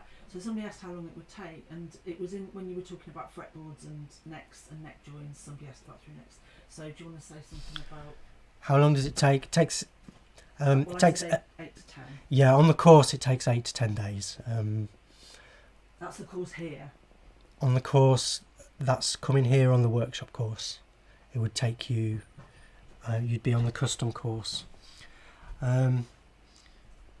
Yeah, obviously it depends a lot on the guitar because some guitars have got more pickups, trems, all sorts of other things to complicate things and make things take longer. You could do a very basic through neck similar to this. It wouldn't actually take that much longer than this one, maybe an extra day. As I said earlier, every style of construction has one kind of difficult job. With a set neck, it's doing the neck angle, and it's the same with a laminated neck. There's a complication. You need to have a slight neck angle to make sure the strings arrive at the right height for the bridge, and there's no glue joint, so we do it a different way. I actually use a surfacing method similar to doing the headstock. We route an angle onto the body, onto the stick that's going to become part of the body, the neck stick. So again, I've actually filmed all this and it's going to become part of the course at some point, but we can only do what we can do. So it's in the works. Laminated neck. Carol's disappeared. Carol. You've had a couple more questions. Sorry, I was looking at it. Okay, so A couple more questions and then we can carry on with the guitar. Oh, I didn't know you were still right. Okay, so if you have a neck pickup, this is Robin. Well, we're going to put some oil on this in a bit, aren't we? Yeah. So there's a question about that. If you have a neck pickup, would the neck be stepped under the pickup recess? Yes. So, yeah, when you're building a guitar, it's critical what order you do the jobs in. So, this is all covered on the course. I'll show you how to cope if you're having a neck pickup. The standard build on the online course is with a guitar with 2 pickups. The only reason I'm doing 1 pickup on this guitar is just for speed, because I'm doing it live. I wanted to make it as fast as possible. Adding a front pickup, it does add just one slight complexity, which is covered on the course. It's just down to the order you do them in. So you do the pickup first and then the neck joint. If you do it the other way round, then you might get breakout with the router. So yeah, the order you do things is important. But the neck tenon would extend underneath the front pickup. So yeah, you're right there. Okay, and so leading you on neatly, EP asked what finish are you using? So maybe you should talk about finishes a bit then. Yeah, well, finishes is one of the major problems with guitar making. Having worked in a guitar factory, I can tell you that the finishing shop was the major bottleneck. The finishing shop was where all the problems happened. Guitar finishing is probably the hardest part of making guitars, I would say. Finishing is it's a whole trade in itself. Guitar makers have to be good. We get good at a lot of things, a little bit of metalwork, woodwork, wiring, painting. There's all kinds of different things, pattern making, drawing. There's all kinds of things that you have to be good at when you're making guitars. But finishing is definitely one of the most trickiest. A full-on guitar finish that you've seen, the shiny, sucked sweet look, the full-on gloss it can be done by the beginner, but I wouldn't recommend that you go straight for that. I would recommend, if you want to make guitars, start with something basic. So a full-on shiny sucked sweet gloss is the ultimate finish.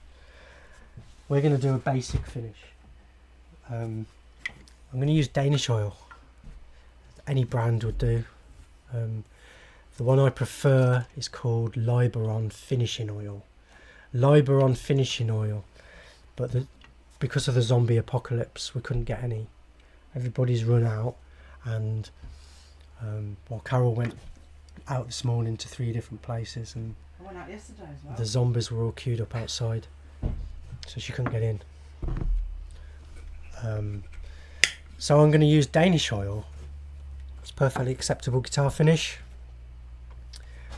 The advantage of oil is that it's very tactile. So when you spray a guitar, you're building up several coatings, so you're not actually touching the wood. But with oil, you're actually touching the wood. It's a lot more tactile. Also, it doesn't. When you spray a guitar, it's like wrapping a blanket around the guitar. It has a slight dulling effect on the tone. Right. I've got to go and get a rag. 1 minute. Okay. I'm going to show them some pictures. Right, this is just to fill a bit of time. You'll like this, Marcel. Hang on a minute.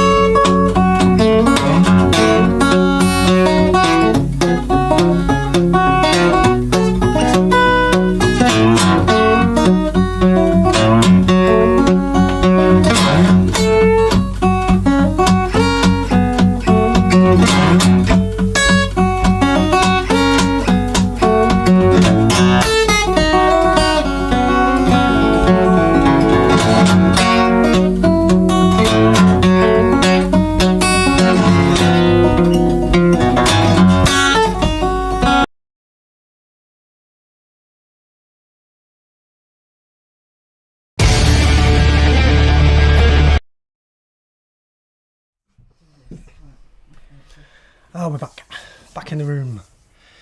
So I would normally give it a little bit longer than this, to be honest, folks, but I know it'll be fine. Titebond is the king of glue, so it'll be alright. I think it's had 20 minutes in it. Plenty of time. obviously we won't be stringing this up today, so it'll be okay. Can we have a bit of a close-up, please, Carol? Yeah. Let's chop this bit off. I'm going to put some masking tape here and here, just to protect the top.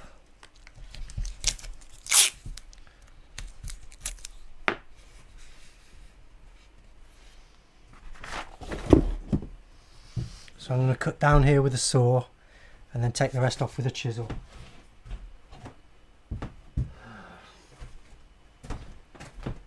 Lost my saw. I'll use this one instead. So I'm going to tip the saw up, angle it so that the back edge doesn't scratch while I'm cutting. And I'll go down until I mark the tape.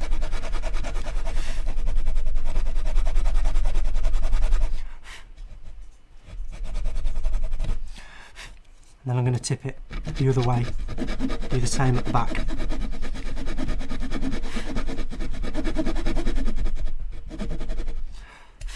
Cut it off as level as I can.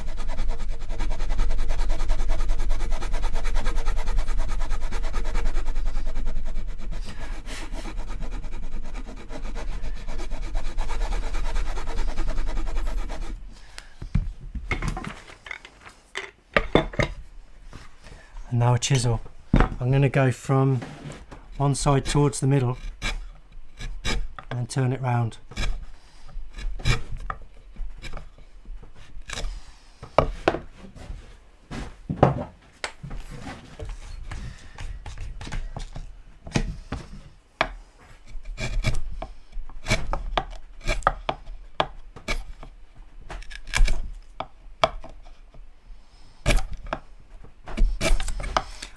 This is so much fun, I'm surprised it's legal. Look at this. Woohoo!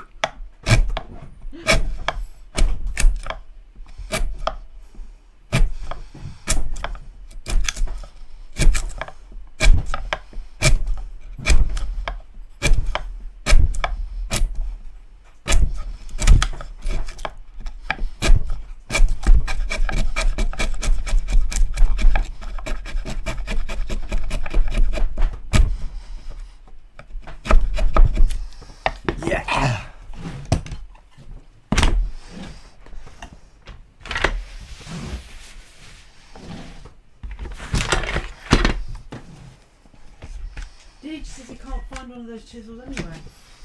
What, the curved chisels? So he loves that chisel. Can't find one. No, you won't, because they've discontinued it.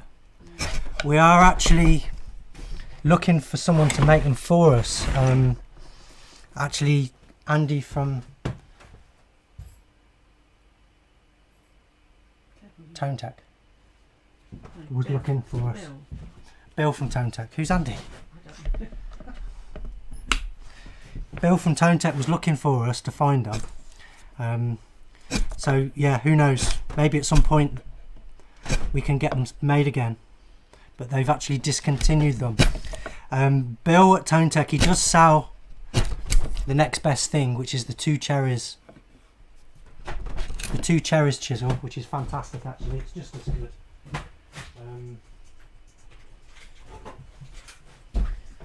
This is the two cherries one.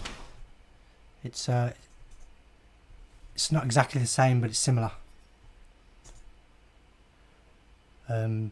It's mainly, these curved chisels are useful for carving braces on acoustic guitars. Any chisel would do for this. The fact that it's curved helps to keep me away from the front of the body here. Jan says, do you sharpen your own chisels? Sometimes. Yes, I do sharpen my own chisels, not as often as I should.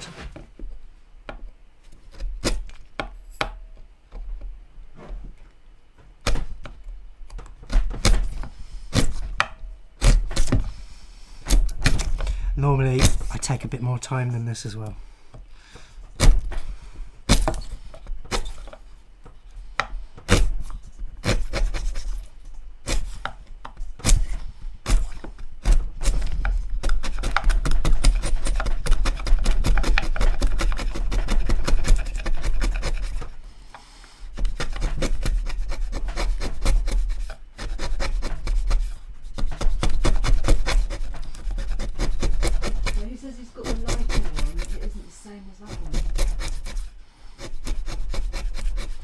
Yeah.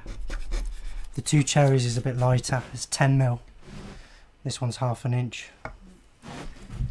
Bag press has made a suggestion about who might be up for getting them made. Yeah. Yeah. Brilliant. Of course, the trouble is getting enough orders. Well, it's maybe 10. So let's follow that one up. But yeah, if we could. Parsnip Fingers is away. He said it's a great channel with a lovely, fun community. Apart from the odd fool like him, he's off now. So. Cheers, Parsnip Fingers. Thanks for watching. Catch us on Wednesday if you're about. Oh yeah, Wednesday's the next. Don't forget Wednesday if you want to see the strings on. Can I just tell you that Darren asked, Bradpress asked, does the gap at the pick-up end of the neck get covered by the scratch plate? Or wouldn't it? He wasn't here right at the beginning. Yes. I'll show you in a second, Darren.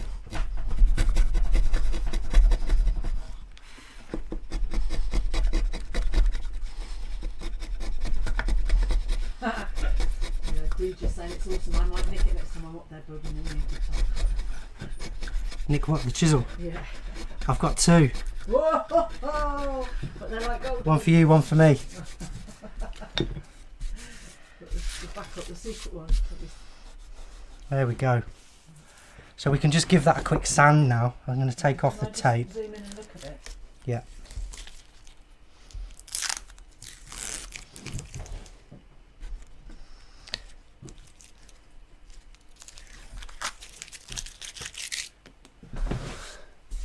Yeah, I'm not worried about that gap because it's all hidden by this, you see.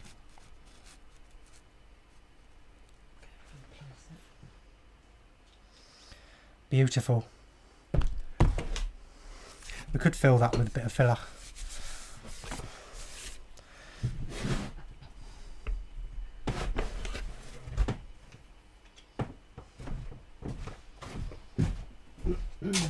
Right, we're coming up to the finale now.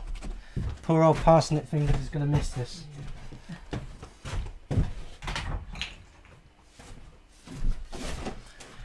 This is the grand finale.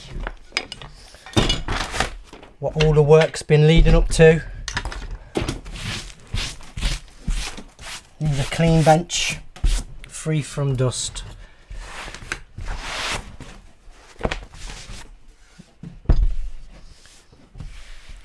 Quick sand on this heel and we're there. A few people were saying how scary that job looked. You know, like, it's actually quite scary. I'm quite close up. Nah, it's great fun. What's the worst that can happen? It's all hidden anyway. It's all hidden, what can go wrong? Look.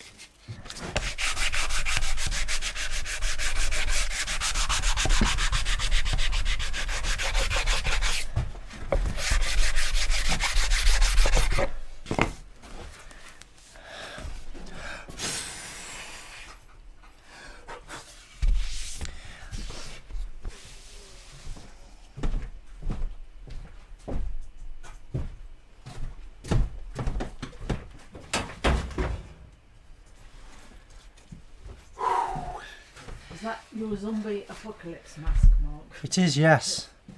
Look at the state of it now.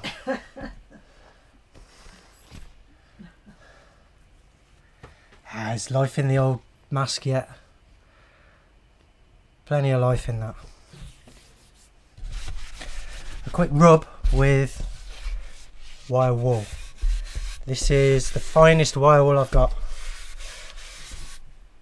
The finest wire wool money can buy.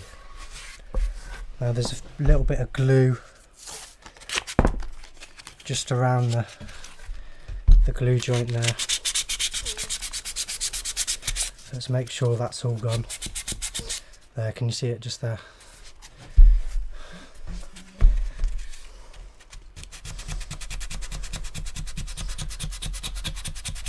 What I do is kink the paper like that, put a little kink in it, and then you can get right into the corner. Nice camera work, Carol. Where else can you get this, folks? Multicam live guitar making. Not on a Sunday. You can move too fast then.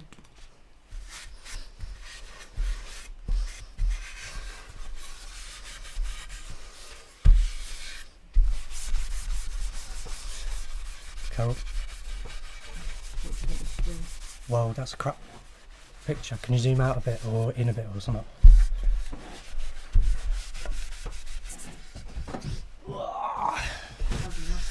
So just a quick rub with wire wool.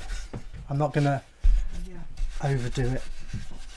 Someone asked earlier how long does the glue take to dry, and someone just asked is the glue dry already. I forgot that question. Yeah, the glue's not properly dry yet. I'm not going to jump up and down in it or test the strength, but it's had a good half an hour now. It'll be plenty strong enough. I bet I couldn't pull it out if I tried, to be honest. I bet I couldn't. I did once make a guitar in a tent at a festival. Several times. But once I glued the guitar neck in about 3 o'clock in the afternoon, and at 5 o'clock it was on the stage being played. So that was Tommy Emmanuel was playing it, and if you've ever seen him play, he was giving it welly, and he was doing all this bending the neck like this, and I'd only just glued it in.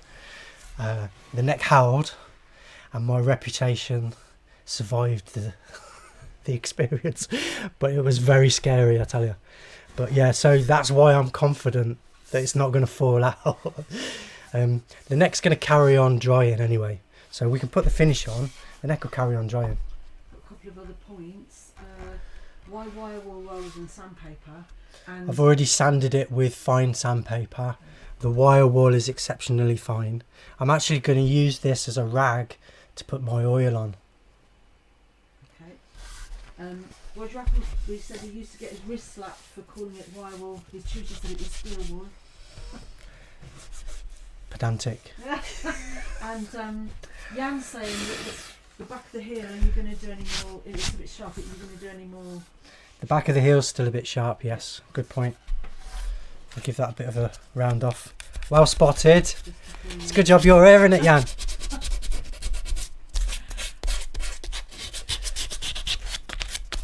Yes. So this is called finneting. Rounding off all the sharp edges and filling any holes that need filling, all that kind of thing. So yeah, normally there's going to be gaps around the neck potentially. This one's actually come out pretty good. I'm just going to leave it. There's no gaps.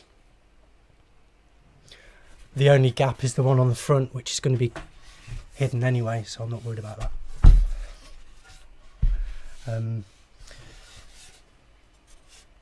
Could make this guitar without a scratch plate if I omitted to drill that hole and I did a better job on that neck. I could have just spent another 10 minutes fitting that in, and then we could leave the scratch plate off, but you'll still see the neck joint. So in my opinion, this style of guitar is better with a scratch plate, something like that. So that's the plan.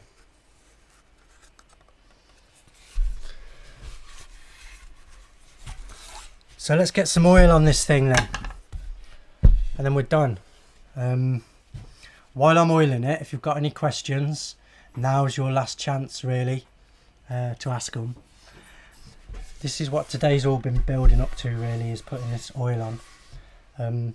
If we were spraying this guitar, I would mask up anything that we didn't want to get finish on, like the fretboard. It would be masked up. Because I'm wiping on with oil, I don't need to do that. If I get any excess oil anywhere where I don't want it, I can just wipe it off.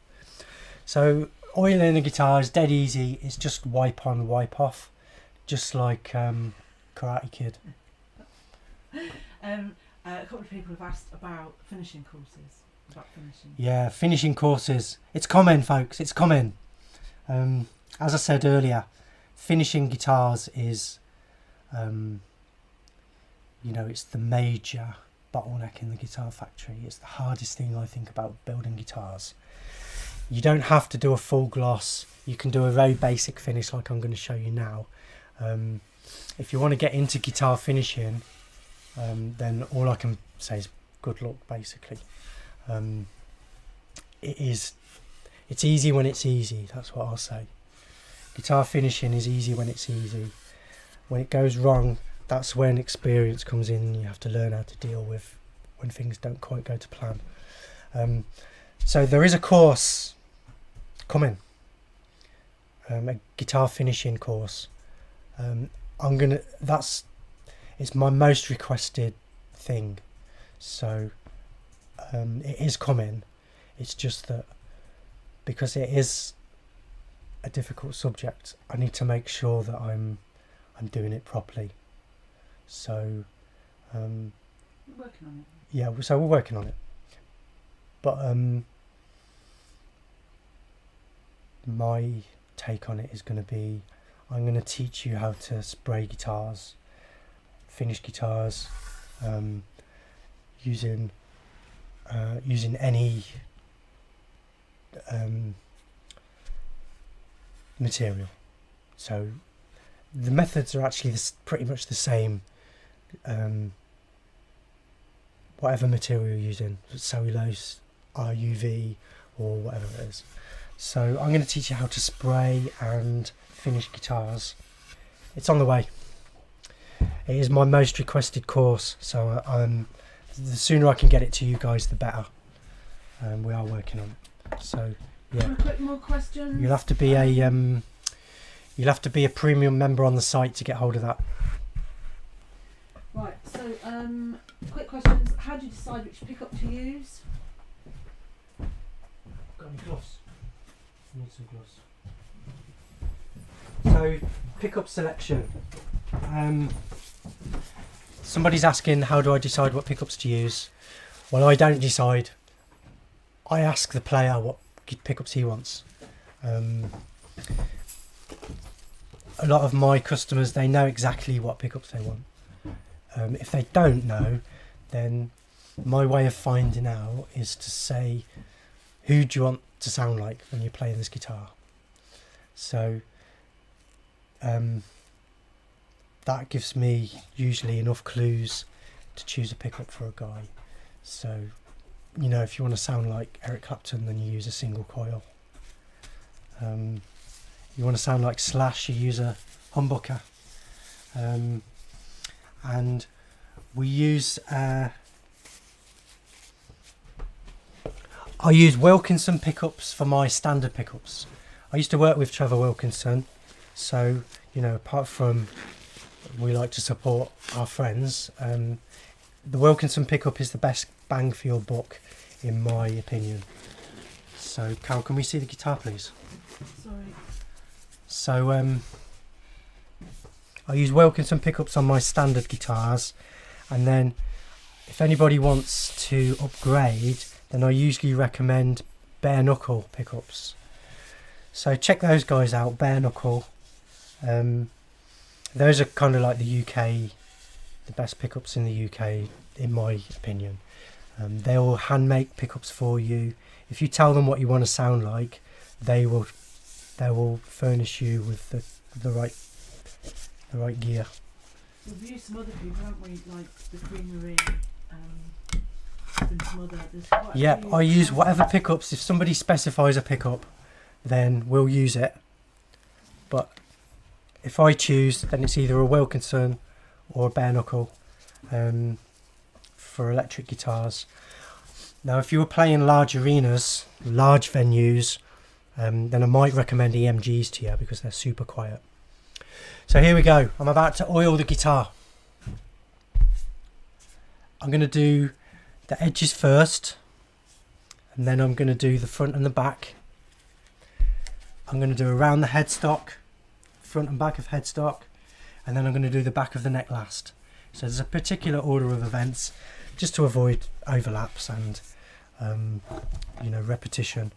I'm going to put the oil onto the wire wool because that will actually smooth the wood as it goes.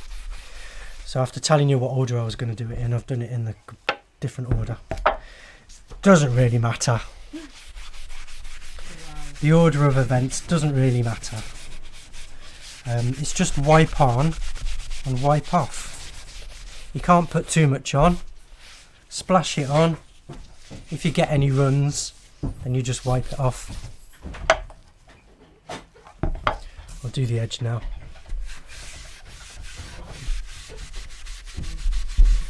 See that? That looks like a bit of glue. See that? That's the one. I managed to leave a bit of glue on there. Yeah, actually that is an advantage of oiling. It's easy to repair. You can just sand it and then fixed. Brilliant.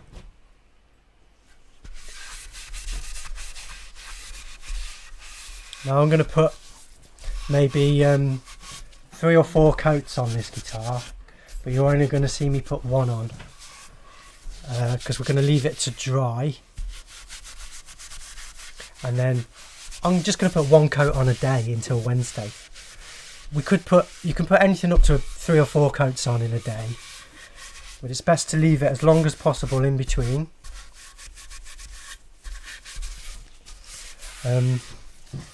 So you wipe it on and then buff it off. I didn't find a rag. Let's use this. Use a rag or some paper to just buff it off. Oh wow.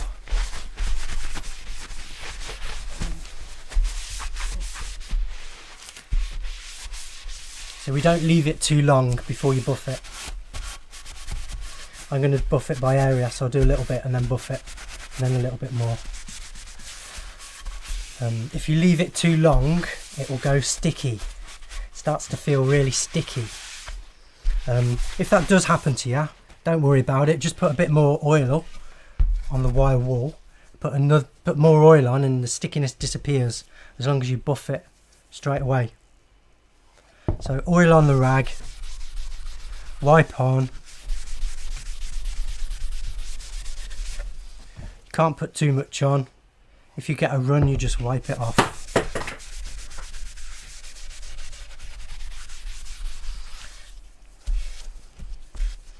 I'll give that a quick buff.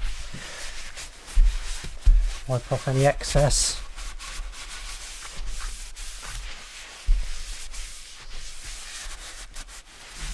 It already looks pretty nice.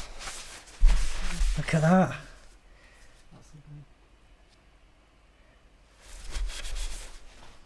So now I'm going to do around the headstock, the sides and the front and back of the headstock. Oh,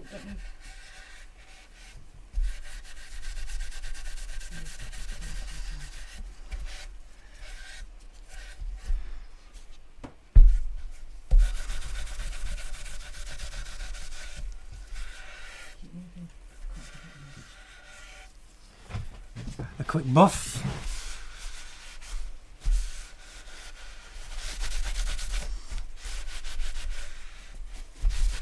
Wow.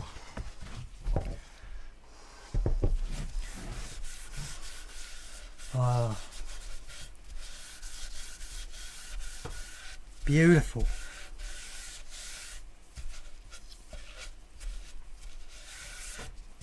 Look at that. Wow. So any old bit of old rag will do for buffing. Okay. Clean, lint-free rag. An old t-shirt or something. And Arno's asked what kind of feels you prefer, the finishes that you've had experience of, what the actual feel of it for playing on this. So most guitar makers, most guitar players, they want their neck to feel super smooth.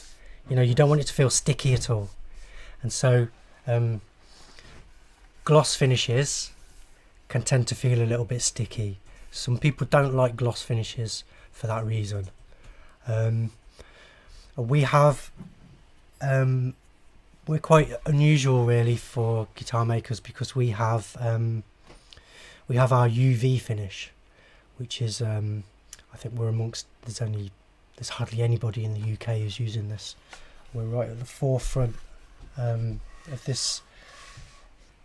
It's a finish that contains a catalyst instead of solvent. So our UV system, every drop of paint that we spray that lands on the guitar stays on the guitar. With normal paint, solvents evaporate into the atmosphere. It's bad for the atmosphere, it's bad for us, and it means you have to use a lot more paint to get the same thickness. We're using a UV paint which is activated by UV light, so we spray it on and then we zap it with a light and it goes hard instantly, so we haven't got to wait for it to dry. And one of the main advantages is it just feels so smooth. Frictionless finish we call it. Lewis came up with that, I think. Yeah, Lewis is good at coming up with stuff like that.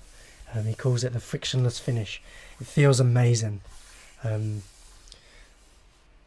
So that's one of the main things that guitar makers and guitar players complain about, is the neck feeling sticky. So well, I can tell you now that is super slidey. If your neck does feel sticky after oiling, like I say, put more oil on with wire wool and buff it straight away, and it should feel super smooth. What can I say? It feels amazing. Well, Arno's saying, he's thinking maybe you should go for oil over cellulose. He was thinking about a satin cellulose for his first.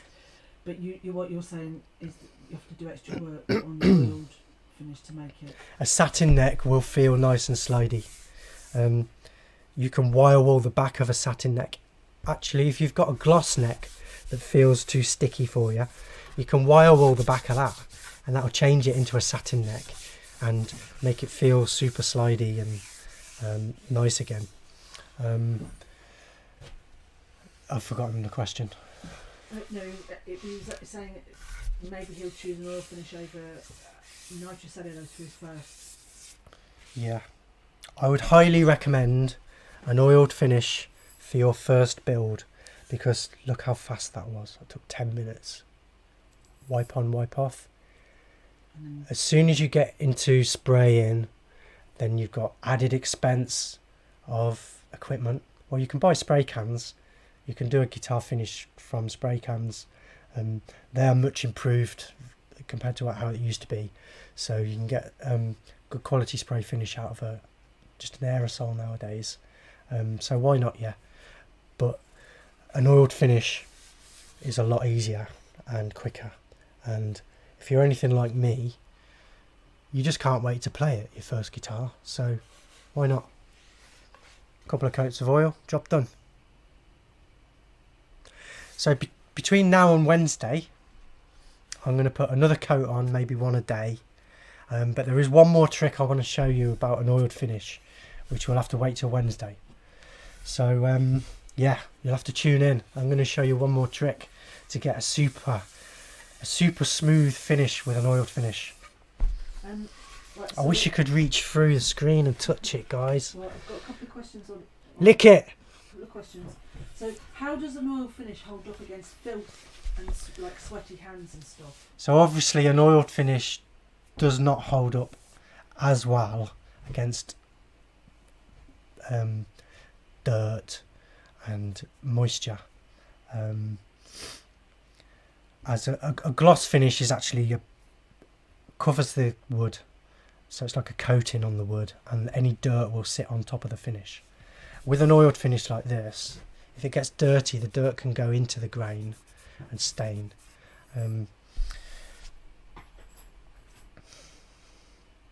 What you can do, again, if it does get dirty, is put some oil on some wire wool.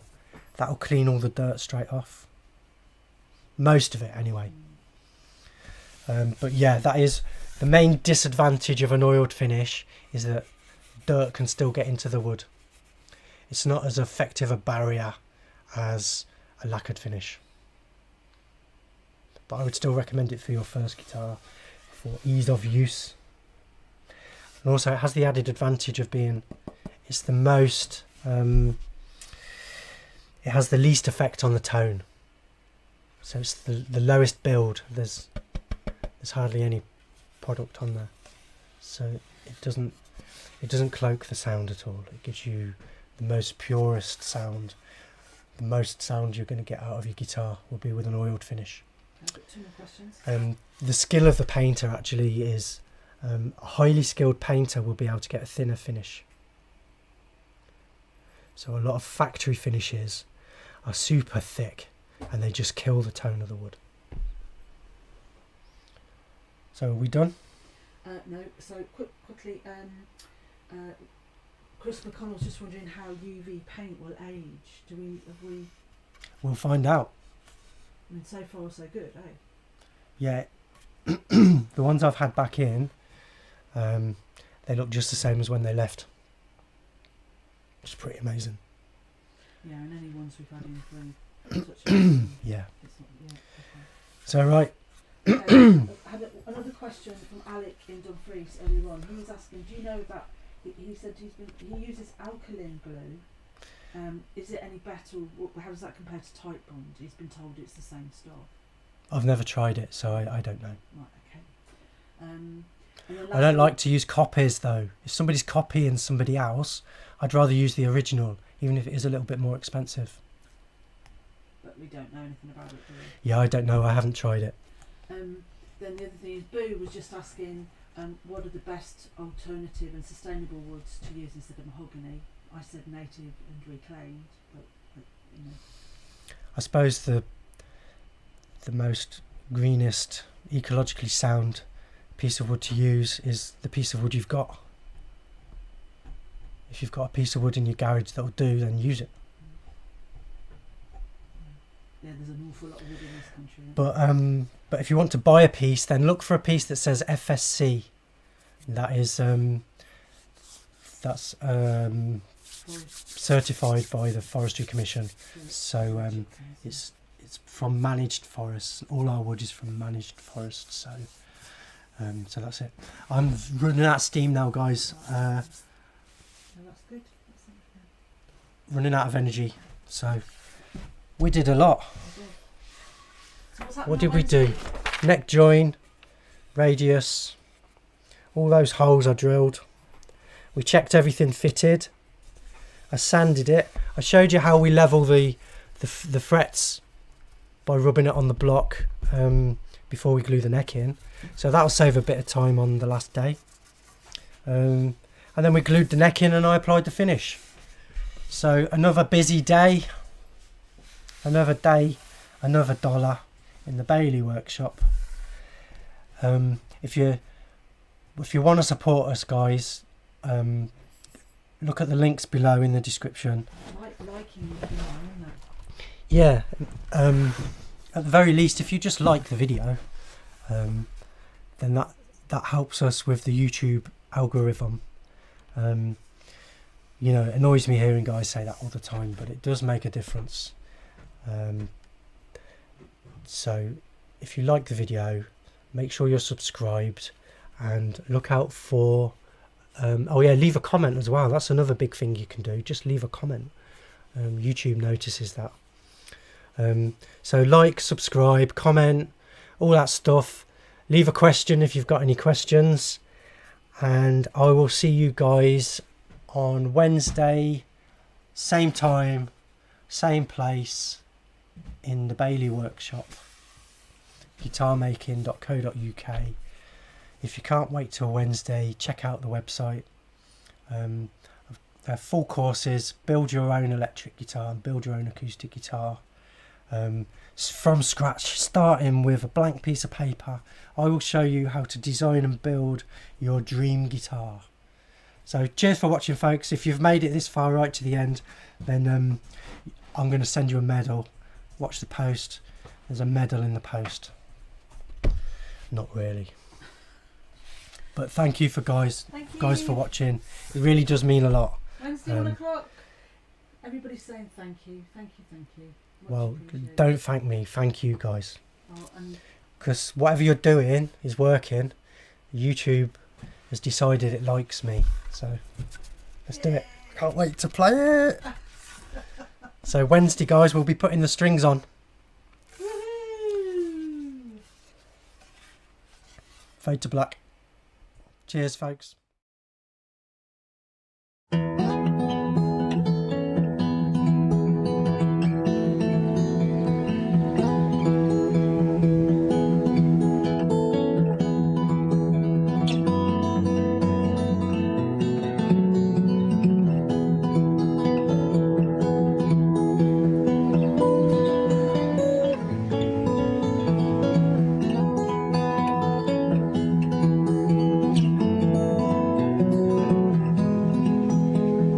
Bailey builds guitars where the Gulf Stream flows. His artisan's hands shape the wood and the bone, fashioned from the stars like no other can. Bailey builds guitars with the wind